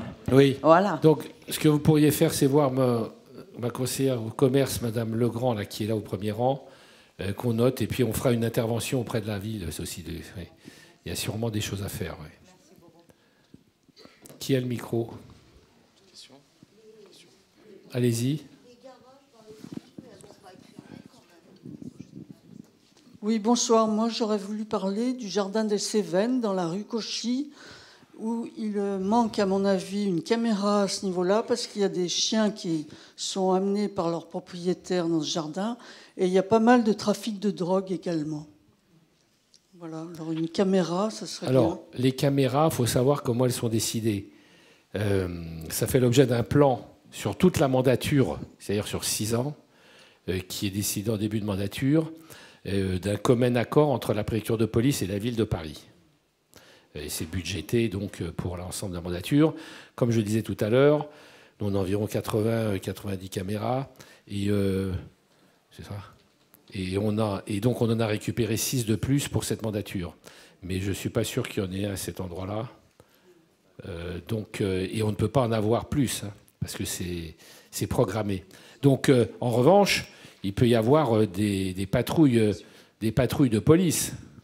Oui, c'est en face du restaurant Lignette. Oui, je vois très bien où c'est. Il y avait d'ailleurs des chats errants là-bas. Enfin, il y avait une maison pour les chats. Oui, c'est ça. Oui, je vois très bien où c'est. Monsieur le adjoint chargé des parcs et jardins ou de la sécurité? C'est plus de la sécurité, donc ça concerne plutôt Anthony. Alors, pour être totalement transparent, je n'ai pas été sollicité en tant qu'adjoint aux parcs et jardins sur ce sujet-là, mais je le note. Et je vais voir avec mon collègue Anthony, qui est en charge de la sécurité sur le 15e, ce qu'il est possible de faire. Ah, il est là. Il va vous répondre alors. Il va vous répondre, il est là. Tiens. Adjoint chargé de la police municipale et de la sécurité. Merci. Oui, simplement pour vous dire, madame, qui est-ce qui a posé la question? Vous êtes où? Très bien. Pour vous dire qu'en fait, ces décisions sur les 6 caméras qui nous ont été accordées sont choisies de manière assez rationnelle en réalité avec les services de la police nationale et municipale en fonction de zones de chaleur, comme on dit, de la délinquance, en fonction de points très précis où on superpose la carte de la délinquance avec la carte des vidéos de caméras de surveillance qu'on a actuellement dans le 15e et on regarde là où on a, si j'ose dire, des trous dans la raquette. Donc, si jamais il n'y en a pas à cet endroit-là, c'est qu'il y a sans doute une bonne raison. Ça ne veut pas dire qu'il n'y a pas un besoin. Nous, on milite, le maire a eu l'occasion de le dire, pour multiplier par 3 le nombre de caméras de vidéosurveillance dans le 15e arrondissement. Mais quand on en a si peu, vous imaginez, 6 points à choisir, forcément le choix est cornélien et donc on doit se concentrer sur les points où le besoin est le plus criant. Alors par ailleurs, vous avez quand même une application numérique du commissariat de police qu'il est important de pouvoir prévenir directement, qui s'appelle Écoute 15, c'est ça? écoute15@intérieur.gouv.fr et vous envoyez un message du genre trafic de drogue dans le jardin et la police reçoit ça en direct dans un service spécialisé. Là, il ne s'agit pas d'intervenir pour une urgence, mais pour un problème régulier, comme celui que vous évoquez, structurel. Il y a ça. Et deuxièmement, on a mis aussi en place, nous, à la mairie du Cayenne, une application Voisins vigilants et solidaires. Tu peux peut-être en dire un mot? Oui. On est le premier arrondissement à Paris à avoir lancé Voisins vigilants et solidaires, que certains d'entre vous connaissent peut-être, qui est déjà présent dans plusieurs dizaines de milliers de communes à travers la France, mais ce n'était pas le cas à Paris. Cette application, elle nous permet en effet d'avoir davantage de remontées d'informations de la part des habitants. La sécurité, c'est notre conviction, et l'affaire de tous. Évidemment, la police ne peut pas être partout. Et donc, les informations que vous avez en votre possession sont extrêmement utiles pour les services de police municipale ou nationale. Et donc, ça vous permet de manière géolocalisée et cartographiée de faire remonter des problématiques aux autorités et aussi de prévenir les voisins qui sont autour de vous des problèmes qu'il peut y avoir. Je vous donne un exemple concret. Il y a eu par exemple récemment ce qu'on appelle des vendeurs à la fausse qualité, des vols à la fausse qualité. Donc c'est des gens qui se prétendent postiers, faisant partie d'associations ou autres, qui se mettent à toquer aux portes. En réalité, on leur ouvre la porte et ils viennent nous cambrioler ou nous voler. Il y a eu une alerte qui a été donnée sur Voisins Vigilants et Solidaires et ça a permis d'alerter l'intégralité des voisins, sans doute de manière encore plus efficace que ce qu'aurait pu faire la police, parce que la police a eu l'alerte aussi, mais évidemment quand ils sont intervenus, c'était déjà trop tard, les jeunes étaient partis. Donc ça a permis de rendre vigilants les voisins qui sont tout autour et qui doivent faire désormais attention à chaque fois qu'il y a quelqu'un qui toque à la porte. Il y a aussi, c'est le volet solidaire de l'application, qui est extrêmement utile, où certains mettent des annonces pour s'aider, s'entraider entre voisins. C'est quelque chose qui n'existait pas auparavant. Et donc il y a ce double système à la fois vertical de remontée d'informations vis-à-vis des autorités. Nous aussi, on essaye de répondre à un maximum de sollicitations qui nous sont faites, mais aussi de manière horizontale entre les voisins pour vraiment créer cette plateforme d'échange à l'échelle d'un quartier. Oui, alors évidemment, le rôle de la police est essentiel en matière de sécurité. On a sur la police municipale, mais la police aussi. C'est vrai que les effectifs sont insuffisants, bien sûr. J'en parlais encore ce matin avec le ministre de l'Intérieur, qui est venu dans le 15e, et qui a bien pris conscience qu'on avait des difficultés. Il y a eu un travail énorme qui a été fait par la police pendant l'année dernière sur la rue Saint-Charles, où il y avait beaucoup de commerces dévalisés par des mineurs isolés étrangers, enfin, vous voyez ce que je veux dire, et qui, toutes les nuits, cassaient des boutiques. Il a fallu l'intervention vraiment jour après jour, plutôt nuit après nuit, de beaucoup de services de police pour éradiquer ça, mais ça a été totalement éradiqué. Et maintenant, on n'a plus de commerce cambriolé, quasiment plus sur la rue Saint-Charles. Il y a une chute considérable d'ailleurs des commerces cambriolés dans le 15e. Donc ce sont des opérations de police que nous demandons, bien sûr, que nous arrivons à obtenir de temps en temps. Mais c'est vrai qu'on manque aussi bien de policiers municipaux que de policiers nationaux, ça c'est clair. Et puis, bon, c'est pas le tout, il y a aussi l'action de la justice. Parce que c'est bien d'interpeller des délinquants, mais quand ils sont relâchés aussitôt, évidemment, ça manque sa cible. Hein. Donc on a là aussi un gros sujet. On est en discussion. On a 2 substituts qui s'occupent du 15e, un substitut des mineurs et substitut majeur, si je peux dire, avec lesquels nous travaillons beaucoup. Mais on n'est pas toujours satisfait des décisions de justice qui sont prises ensuite par les tribunaux concernant des délinquants. Hein. Surtout les mineurs, qui sont assez peu souvent réprimés. Oui, vas-y. Micro. Une autre opération aussi d'envergure, et ça n'arrive pas tous les jours, donc on se permet de la souligner, qui a eu lieu récemment, et le mois dernier, dans le 15e arrondissement. Il y a eu à peu près une centaine de policiers qui ont été impliqués pendant des semaines et des semaines pour démanteler un réseau de cambrioleurs, une douzaine de cambrioleurs très précisément, qui habitent le 15e et qui étaient à l'origine d'une centaine de cambriolages dans le 15e, dans Paris et sur la Petite Couronne. Ça représentait entre juin dernier, juin 2024 et janvier, 3% des cambriolages du 15e. C'est beaucoup, 3% pour un seul et même groupe de cambrioleurs. Il y a eu énormément d'écoute, il y a eu un travail de fond de la part de policiers qui venaient du 15e, mais aussi qui venaient de Paris, pour démanteler ce réseau. Ils étaient à l'origine de plusieurs centaines de milliers de vols, enfin de vols d'argent, une centaine de cambriolages. Ils ont pu être interpellés par la police et ils vont être présentés à un juge en juin prochain. C'est une magnifique affaire qui a été menée par les services de police du 15e arrondissement, une opération d'ampleur. Et en effet, c'est ce qu'on demande régulièrement aux effectifs de police, de mettre le paquet sur les cambriolages qui sont une de vos priorités aussi. D'ailleurs, là, j'ai une statistique de la police. On a au mois de février une baisse de 16,5% des cambriolages et une baisse de 39,47% des cambriolages de commerce sur le mois de février. Et sur le début de l'année, depuis janvier, ça fait 39% de baisse. 15% pour les cambriolages généraux et 39% de baisse pour les cambriolages de commerce. Bonsoir, monsieur le maire. Bonsoir. Bonsoir à tout le monde. Merci beaucoup pour votre compte rendu, qui était vraiment formidable depuis des années. Bravo, déjà. Je voulais vous poser la question de savoir, surtout au niveau de la ville de Paris, c'est-à-dire la maire de Paris, Madame Hidalgo, je pense qu'il termine son mandat en 2026. C'est ce qu'elle a indiqué, effectivement. Oui. Voilà. Alors, sa publicité et tout ce qu'elle fait. Mais je voulais savoir, en fait, tous les projets qu'elle a encore en tête en ce moment et tout ce qu'elle a fait comme dégâts, si je peux me permettre. On se connaît quand même depuis des années. Est-ce qu'il ne serait pas possible, comme dans d'autres pays, tout ce qu'elle aura signé, certains qui sont encore en projet, dès qu'un nouveau maire arriverait, un maire de la ville de Paris, pourquoi pas vous, on ne sait jamais, que vous annuliez ou la nouvelle personne, qu'on annule tous ces projets, tous ces dégâts et tout ce que les personnes ont eu comme réclamation à faire, parce que franchement, la ville de Paris est devenue une petite poubelle. Je n'ose pas parler du 15e. Alors je pense dans d'autres pays où moi j'ai été, vous savez où j'y étais, les projets qu'on a mis en place ont été annulés quand le nouveau mandat est arrivé, donc le nouveau maire de Paris ou la nouvelle maire de Paris arrive, on annule tout ce qu'elle a fait et on recommence tout à zéro. Pourquoi pas?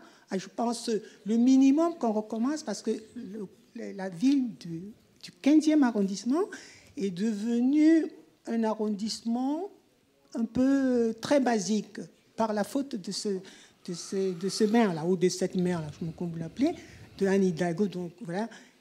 Ma question, c'était, est-ce qu'on ne pourrait pas annuler tout ce qu'elle a comme projet encore, ou certains trucs qu'elle aurait fait, non, et certains trucs qu'elle aurait fait qui ne sont pas du tout agréables? C'est ma question. Ouais. Je vous remercie encore et bravo pour votre compte rendu. Vous êtes acclamé, effectivement. Donc je pense qu'il y a assez peu de supporters de Mme Hidalgo dans cette salle. Alors c'est vrai qu'elle a décidé une politique, mais qui a été plébiscitée par les Parisiens, puisqu'ils ont voté. Hein. Je vous rappelle qu'on a eu... Alors déjà... La première chose à faire, excusez-moi de vous le dire, c'est pas une réunion électorale ce soir, mais c'est de voter. Parce que je vous rappelle qu'aux dernières élections de 2020, il y a eu un taux d'abstention record en France de 60% d'abstention pour les municipales. C'était du jamais vu. D'habitude, il y a entre 30 et 40% d'abstention pour les municipales. Là, il y avait 60% d'abstention, donc les gens n'ont pas voté. Alors, il ne faut pas après qu'ils se plaignent, enfin, excusez-moi de dire ça comme ça, mais qu'ils se plaignent de la politique menée par la maire, puisqu'ils n'ont pas été votés. Donc si on vote... Alors voilà, c'est le vote qui va déterminer tout. Puisque, comme vous le dites si bien, Mme Hidalgo ne se représente pas. On ne sait pas qui se représentera pour elle, si je peux dire. On ne sait pas de l'autre côté non plus qui se représentera encore. Donc en tout cas, ce qui est vrai, c'est que ce sera l'objet de la campagne municipale. Il y aura 2 projets ou plus. Enfin, il y aura des projets qui vont être soumis à la population. On ne connaît même pas le mode de scrutin aujourd'hui, puisque, comme vous le savez, il y a une loi qui est dans les tuyaux qui amènerait à modifier le mode de scrutin, avec des avantages et des inconvénients. Parce que l'inconvénient, c'est que l'arrondissement disparaît quand même dans ce nouveau mode de scrutin. Et que si on perd, c'est assez fâcheux, parce que tout sera décidé en centrale. C'est une recentralisation, ce mode de scrutin, même si c'est pas inutile d'avoir une liste unique de 163 conseillers de Paris pour lesquels on vote sur le plan central plutôt l'arrondissement. Mais la déconnexion du conseil de Paris et du conseil d'arrondissement pose beaucoup de problèmes. Donc, enfin, en tout cas, cette loi sera examinée le 2 avril en commission des lois à l'Assemblée et le 7 avril, je crois, en séance publique à l'Assemblée, en séance plénière. Donc, on ne sait pas ce qu'il en sera. Mais ça va conditionner aussi pas mal de choses. En tout cas, des projets seront présentés par les différents candidats, par les différentes listes, et je pense que celui qui l'emportera aura à cœur de mener à bien son projet, qui sera, si c'est pas Mme Hidalgo, un projet assez différent. Mais oui, bien sûr, les choses seront... Alors, tout ce qui pourra être arrêté le sera. Mais il y a des choses qui sont engagées, évidemment, qui ne pourront pas l'être. Mais je pense que ça modifiera assez profondément la politique de la ville, enfin, si c'est une autre équipe qui gagne, surtout que je soutiens, en matière de sécurité. Parce que rien n'est fait vraiment de façon efficace, suffisamment efficace en matière de sécurité. Il faut que la police municipale, par exemple, soit une vraie police d'intervention, et qu'elle ne se contente pas de tâches comme c'est aujourd'hui, beaucoup plus de caméras, etc. Il faut qu'en matière de propreté, ce soit une priorité. Enfin, moi, je considère que ça doit être une priorité. Enfin, vous voyez, il y a des campagnes qui doivent être menées dans ce sens. Donc tout ça, bien sûr, ça va. Et puis il y a des décisions d'urbanisme qui ne pourront pas être modifiées. Mais oui, il y aura bien sûr un programme, je pense, assez différent. Donc c'est soit...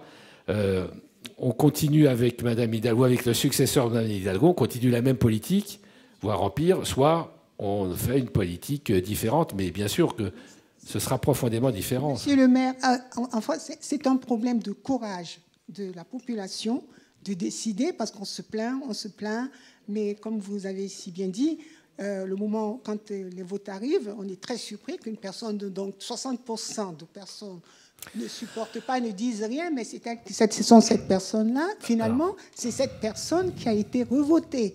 Alors, c'est un peu incompréhensible. Mais oui, mais c'est vrai que c'était une période exceptionnelle. Il y avait la Covid, évidemment. Les élections se sont passées à cette période-là. Espérons qu'il n'y aura pas la guerre dans la prochaine municipale. Mais bon, voilà. Non, mais voilà, il faut aller voter. C'est tout ce que je peux vous dire, bien sûr, et vous avez raison. Question suivante, madame. Bonsoir, monsieur le maire. Bonsoir à tous. Ma question sur deux volets. Rond-point Saint-Charles, quand vous avez fait les travaux... Rond-point Saint-Charles. Oui, rond-point Saint-Charles.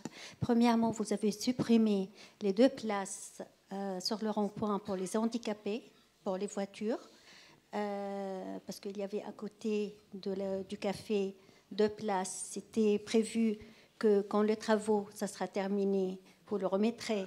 Ce n'est pas le cas. Deuxième chose, c'est pas grand-chose, mais quand il pleut, on est inondé, on ne peut plus marcher parce qu'il n'y a pas d'évacuation. Il n'y a pas d'évacuation. Merci d'avance. Merci de la question. Oui, alors effectivement, il y a un problème de pente sur l'évacuation. Ça, on a demandé au service effectivement de revoir. La difficulté, c'est de tout recasser pour tout refaire. Donc là, c'est un petit peu problématique. Et en fait, il y a un problème d'écoulement. L'idée, c'est de refaire la pente vers l'avaloir qui est devant. Alors, la suppression de l'ensemble des places, quand la place a été refaite, elle était actée. On ne pouvait pas remettre une place handicapée là où on fait le rond-point. Elles ont été déplacées. Alors, on en reparlera après, mais elles ont été déplacées de manière adjacente. Je revérifierai parce que j'ai plus en tête les places, mais les 2 places ont été recréées. Il n'y a pas de suppression de places de stationnement handicapées à Paris. Elles sont toutes déplacées. On a eu le cas sur la rue de Vaugirard quand la double piste cyclable s'est faite. Ça a été mis sur les rues adjacentes. Alors peut-être qu'effectivement c'est pas étudié. Je vous propose on se revoit à la fin et puis on en reparle. Mais elles sont dans le périmètre. J'ai pu. Non, pour moi il y en a une. Effectivement, c'est trop loin. Il y en a une place en face de Lidl, mais les gens handicapés, comment vous voulez qu'ils viennent, c'est pas facile. Merci beaucoup, monsieur le maire, vous faites beaucoup d'efforts, mais les choses sont faites, c'est-à-dire, voilà, il y en a une autre place de l'autre côté, à côté de la librairie. Mais c'était mieux parce que les 2 places sont trop loin et ils sont toujours occupés. On a plus des handicapés. Qu'est-ce qu'on fait? Le problème, c'est que si vous voulez, une place, quand elle est créée, c'est très compliqué qu'elle soit libre quand vous arrivez. C'est comme le reste. Vous avez en plus la possibilité. Alors, c'est vrai, la place handicapée par rapport à la place payante. Et je reprécise ici que vous avez le stationnement gratuit sur l'intégralité des places payantes aussi de Paris. La différence, c'est qu'effectivement, quand on sanctuarise ces places, elles sont taillées pour être un petit peu plus grandes. D'ailleurs, je vais même vous dire une chose, la moitié, pour ne pas dire les 3/4 des places handicapées à Paris sont hors normes. Parce que pour beaucoup, le conducteur arrive sur la voie de circulation. Alors que normalement, le conducteur devrait arriver sur le trottoir pour être en sécurité. Donc beaucoup qui sont... Oui, voilà. Donc on regardera le problème après, mais c'est impossible de faire une place handicapée précisément là où vous voulez et qu'elle soit libre tout le temps. C'est pas simple parce que vous n'êtes pas les seuls et il y a beaucoup de demandes. Mais seulement pourquoi vous n'avez pas laissé les places ici parce qu'ils sont déjà. C'est-à-dire sur le rond-point, c'était pas possible, madame. Sur le rond-point, vous ne pouviez pas, regarder la taille du rond-point, la manière dont c'est articulé, vous ne pouvez pas mettre 2 places de stationnement PMR en plein milieu du rond-point. Il n'y a pas la place. On va parler pas plus tard. Voilà. Bonsoir. Pourriez-vous nous en dire un peu plus sur le projet héliport Aqua Boulevard? Pardon. Oui. Alors, qu'est-ce que vous voulez savoir exactement? Donc, savoir ce qui va se passer sur les prochains mois / prochaine année. Ça va être fait par phase ou est-ce que tout va être fermé, notamment la salle de sport? La salle de sport, Forestille. Oui. Alors, j'ai pas forcément les dates de tout ça. Je regarde si j'ai des notes. C'est vrai que ça va s'échelonner sur 3 ans, la réalisation de ce nouveau site. Alors il y a 2 choses en fait. Hein. Il y a les libérations de l'héliport. Ça, c'est quelque chose qui va être fait sur 2 ans. Par tronçon. Il faut dépolluer le site qui nous est restitué depuis le 1er janvier. Il faut dépolluer le site. Ensuite, transférer il n'y a plus la photo des héliports. Transférer les installations de l'héliport sur un autre endroit de l'héliport, puisqu'il faut regrouper pour laisser libres les terrains que nous allons récupérer des 2 côtés. Vous avez l'héliport ici, on va récupérer 2 parcelles qui vont être séparées. Et ça, c'est l'héliport. Bon, alors ensuite, il y a la partie Aqua Boulevard qui doit être là. Enfin, je ne sais plus, j'arrive pas. Ah oui, voilà, là, bien sûr. Donc, ce qui va se passer, alors, on a la rue du colonel Pierre Avia qui doit passer là. Donc, ici, vous avez la partie Aqua Boulevard, qui va être effectivement refaite totalement. Il faut savoir que c'est la plus grande passoire thermique d'Europe quand même aussi, hein, parce que c'était construit il y a 30 ans, ça a beaucoup vieilli, donc ça va être refait entièrement. Je n'ai pas les dates en tête, hein, je suis désolé. Et puis cette partie-là, qui est l'arrière, avec la salle Equinox, etc., toutes ces salles qui donnent sur la rue du colonel Pierre Avia, vont être, tout ça va être détruit. Et ici, vous avez une espèce de galerie avec, là c'est Décathlon, etc., une galerie couverte qui passe par là. Tout ça va être transformé en une rue piétonne qui va aller jusque-là, une rue piétonne arborée avec des commerces de part et d'autre, avec une place centrale qui sera de la dimension de celle de la Contrescarpe à peu près, vous voyez, et qui va distribuer l'entrée de l'Aqua Boulevard Nouvelle, l'entrée des cinémas qui vont être faits aussi. Il y aura des bistrots et compagnie. Et là, vous aurez 2 rues, par ici, 2 rues perpendiculaires à la rue Pierre Avia, avec 2 pâtés de maisons qui auront des habitations nouvelles. Alors, du logement, ça fait 430 logements privés, logements en accession sociale à la propriété et une résidence étudiante. C'est ça qu'il y aura là. Alors, les structures qu'il y a actuellement, du coup, vont pas forcément être remplacées. Enfin, par exemple, la salle de sport, elle va être amenée à fermer. Le cinéma, du coup, de ce que je comprends, va rester. Ah ben, les cinémas vont être rénovés entièrement, parce qu'ils sont très très vieux quand même, hein. Très vétustes, ils sont pas bien ces cinémas. Donc ils vont changer d'ailleurs, ça va changer de Pathé à MK2. Ouais, normalement. Enfin, c'est pas encore totalement signé, mais on essaye de maintenir les cinémas.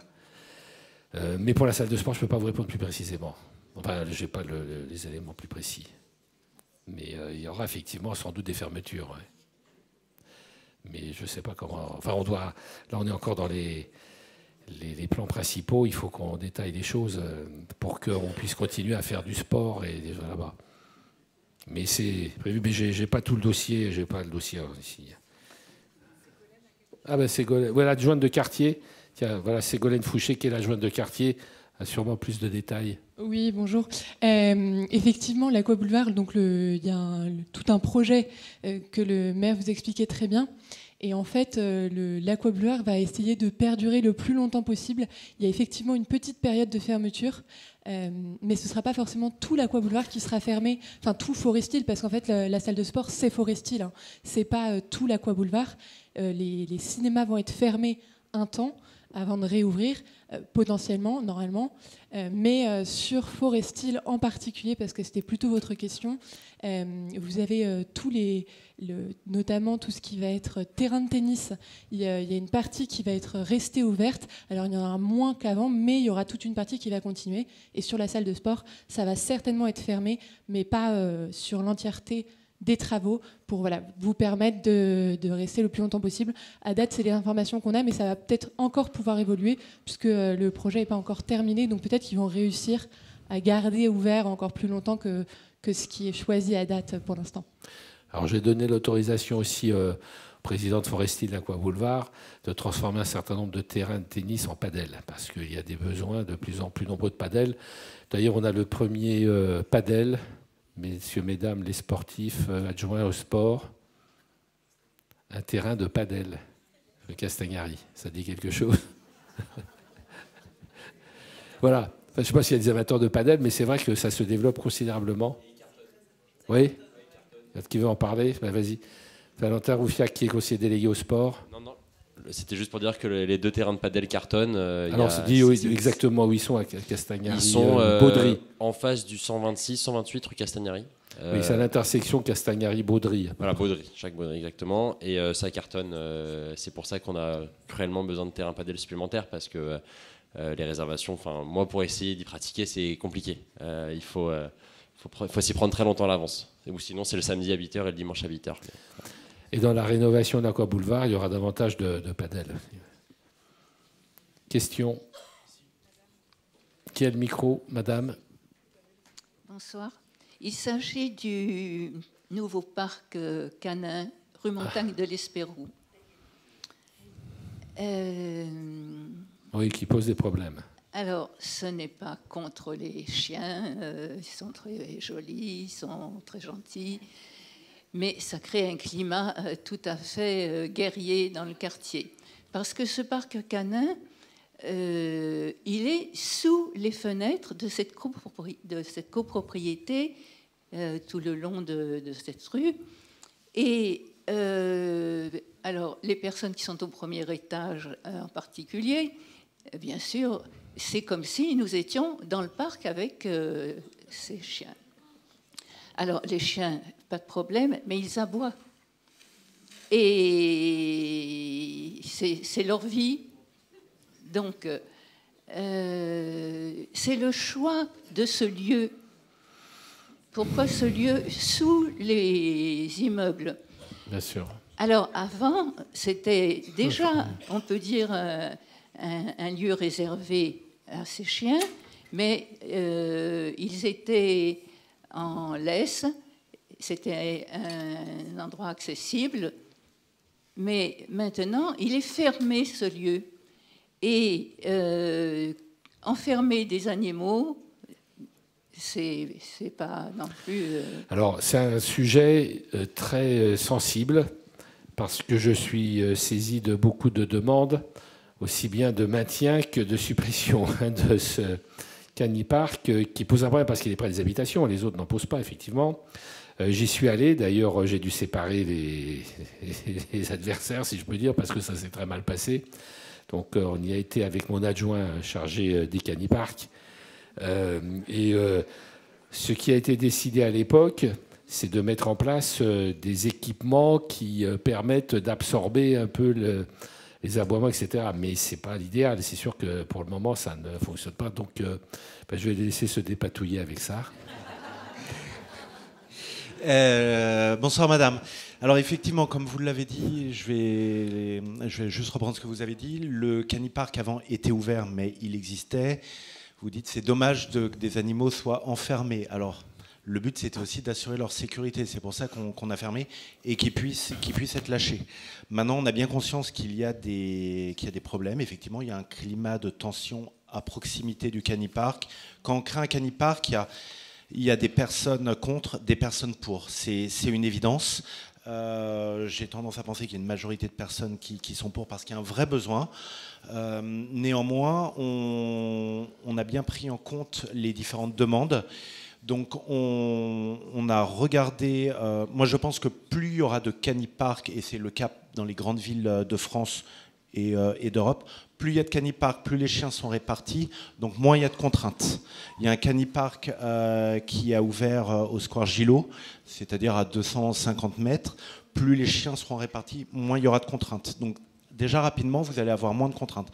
D'autre part, il y avait parfois, c'était rare, mais il y avait des personnes qui venaient, il était ouvert toute la nuit, il y avait des personnes qui venaient à 6h30 du matin, voilà, on le voit. Il y avait des personnes qui venaient à 6h30 du matin, même si c'était rare, il pouvait y avoir parfois quelques nuisances tôt le matin. Il n'ouvre maintenant depuis le 1er mars, et on a nettement moins de plaintes, il n'ouvre qu'à 7h30. 7h30, et on a aménagé aussi des horaires. L'hiver, donc là on arrive à la fin de l'hiver, mais 20h en hiver, et ce sera 21h l'été. on fait venir des éducateurs canins. On est en train de regarder comment on peut isoler davantage. Et effectivement, on n'est fermé à aucune idée. Des riverains, parce que le but c'est d'être constructif, des riverains nous ont donné des idées d'autres espaces dans le quartier. Il s'avère que ce n'est pas possible. Si on va sur les quais, ça n'appartient pas à la ville. Si dans le parc Citroën, à proprement parler, ce n'est pas possible, l'architecte est toujours en vie et on ne peut pas modifier un parc quand un architecte est en vie. Voilà. Mais on regarde ce qu'il est possible de faire. Là, on a trouvé des solutions temporaires avec les heures d'ouverture. Et voilà. Et il y a un canipark qui a ouvert à 250 mètres il y a une semaine. Donc déjà, plus on répartit les animaux, moins il y aura de chiens, moins il y aura d'aboiements. Cette rue est étroite et ce parc, il est vraiment sous les fenêtres. Alors il y a effectivement alors il n'est pas sous les fenêtres, il y a le trottoir, rue et trottoir. Donc il y a 12 mètres. Voilà. Le but aussi, c'est effectivement, mais c'est que chacun prenne ses responsabilités. C'est que voilà, on le voit, les fenêtres sont de ce côté-là. Effectivement, que les chiens ne soient pas pile devant, et on demande au maître d'aller plutôt à l'autre bout du canipark pour promener les chiens. On va faire revenir des éducateurs canins, voilà. Compliqué. Mais l'ouverture la semaine dernière du parc Gillot devrait un peu diminuer. Ouais. Et les horaires aménagés avec ouverture, fermeture plus tardive. Autre question ?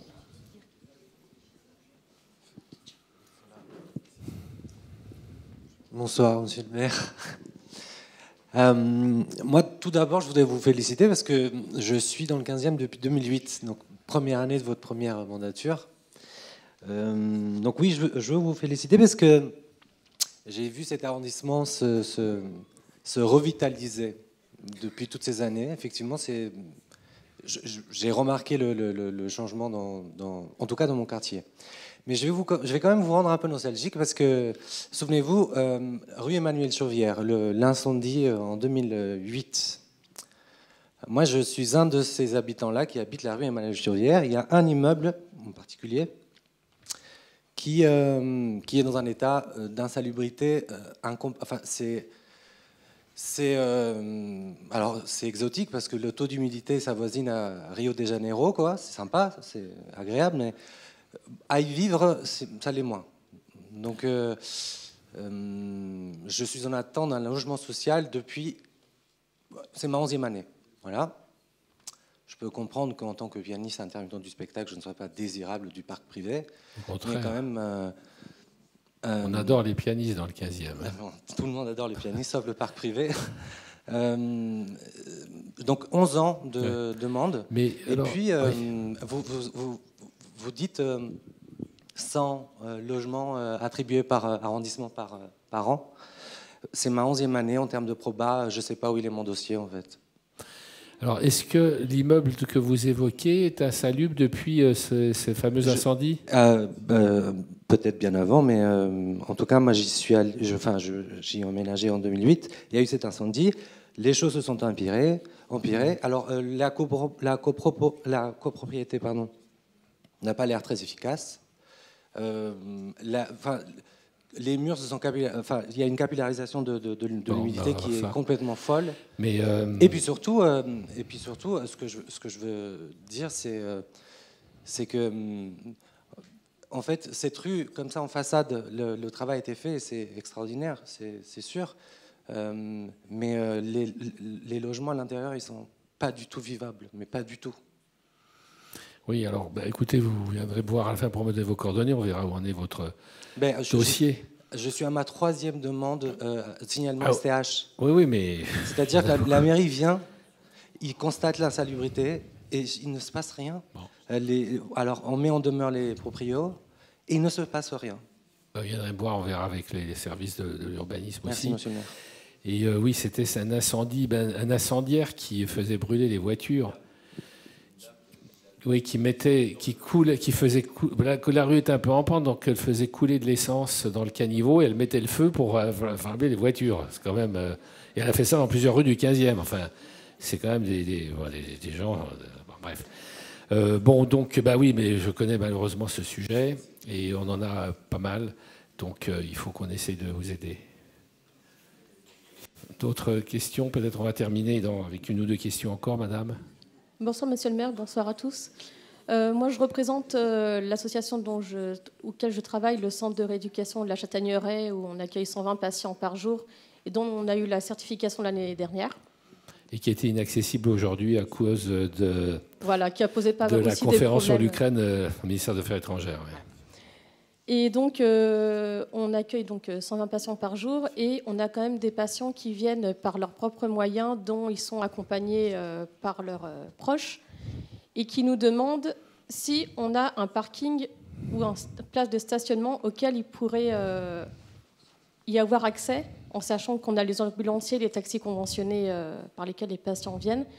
Mais beaucoup se posent la question, est-ce qu'on a des places de stationnement ou un endroit où ils pourraient stationner en attendant que leurs soins se terminent? Merci. Alors j'ai vu le directeur de la Châtaigneraie, qui est un excellent établissement d'ailleurs, il y a quelques temps, très peu de temps d'ailleurs. Et on a envisagé un projet d'agrandissement, de rénovation de la Châtaigneraie, qui en a besoin d'ailleurs. Donc j'en ai parlé avec lui il y a quelques semaines à peine, vous voyez.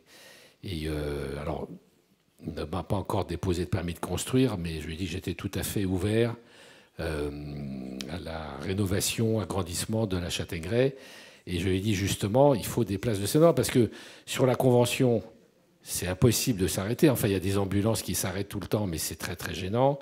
Et puis vous avez à l'intersection de la rue de la Convention et de la rue une espèce de petit auvent, là, enfin, rue des Vergers, voilà, un petit emplacement. Mais c'est juste pour une voiture ou deux, oui. Ça, c'est pour accéder aussi à notre parking personnel. On a au moins deux. Les patients se garent aux rues adjacentes, c'est ce que je leur dis. Je sais, c'est ça. Mais c'est c'est des personnes qui viennent d'être opérées et c'est très difficile pour eux de... Je pense que soit dans cette rénovation, il faudra peut-être trouver une solution d'une façon ou d'une autre, si le projet va jusqu'à son terme, hein, mais je le souhaite parce que vous avez besoin d'être agrandi aussi. Hein. Soit mon adjoint va vous donner une autre solution. C'est un problème.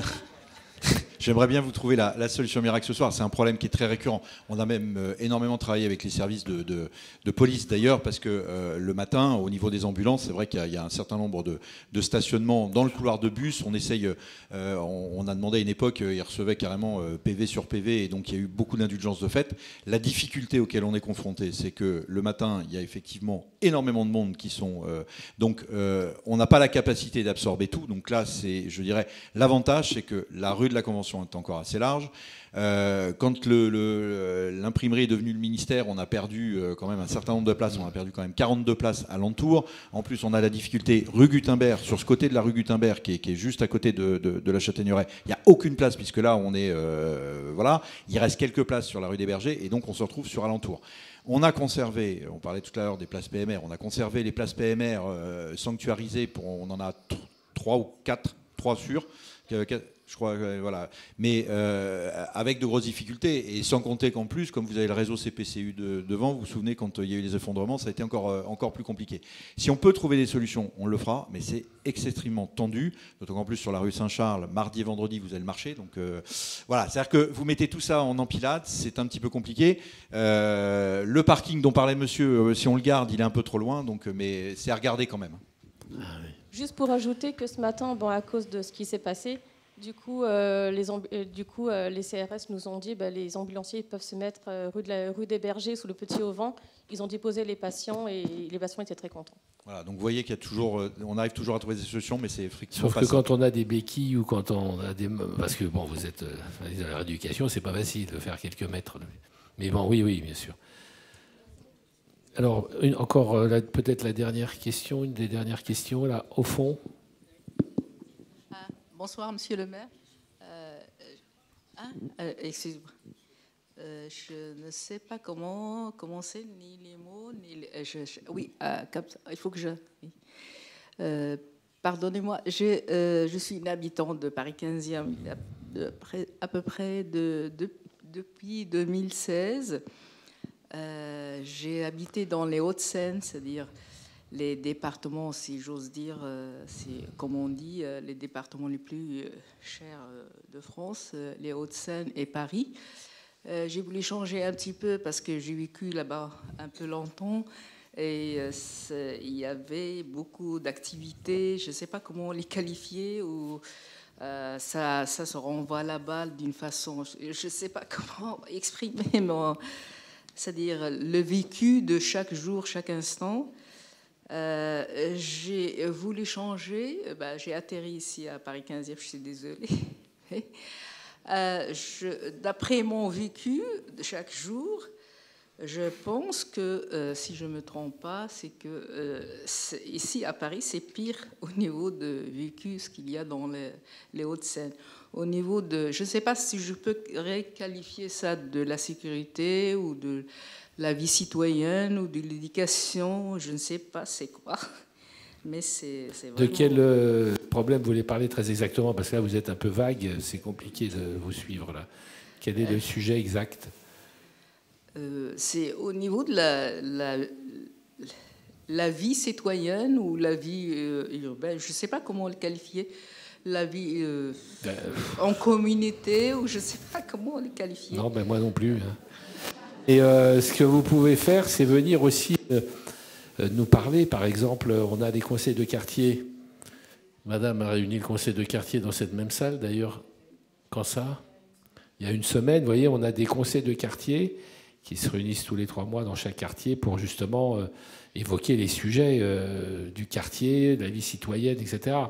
Il y a une multitude d'organismes, de structures municipales dans lesquelles vous pouvez agir aussi. On a parlé du comité piéton, mais il y a plein d'autres choses. Donc je ne sais pas exactement ce que vous souhaitez, mais bon, venez voir à la fin, on va voir de façon plus précise ce qu'on peut faire. Une dernière question. Oui, bonsoir. Bonsoir, monsieur le maire. Bonsoir. Ça fait plus de 14 ans que j'habite dans le quartier, Ballard.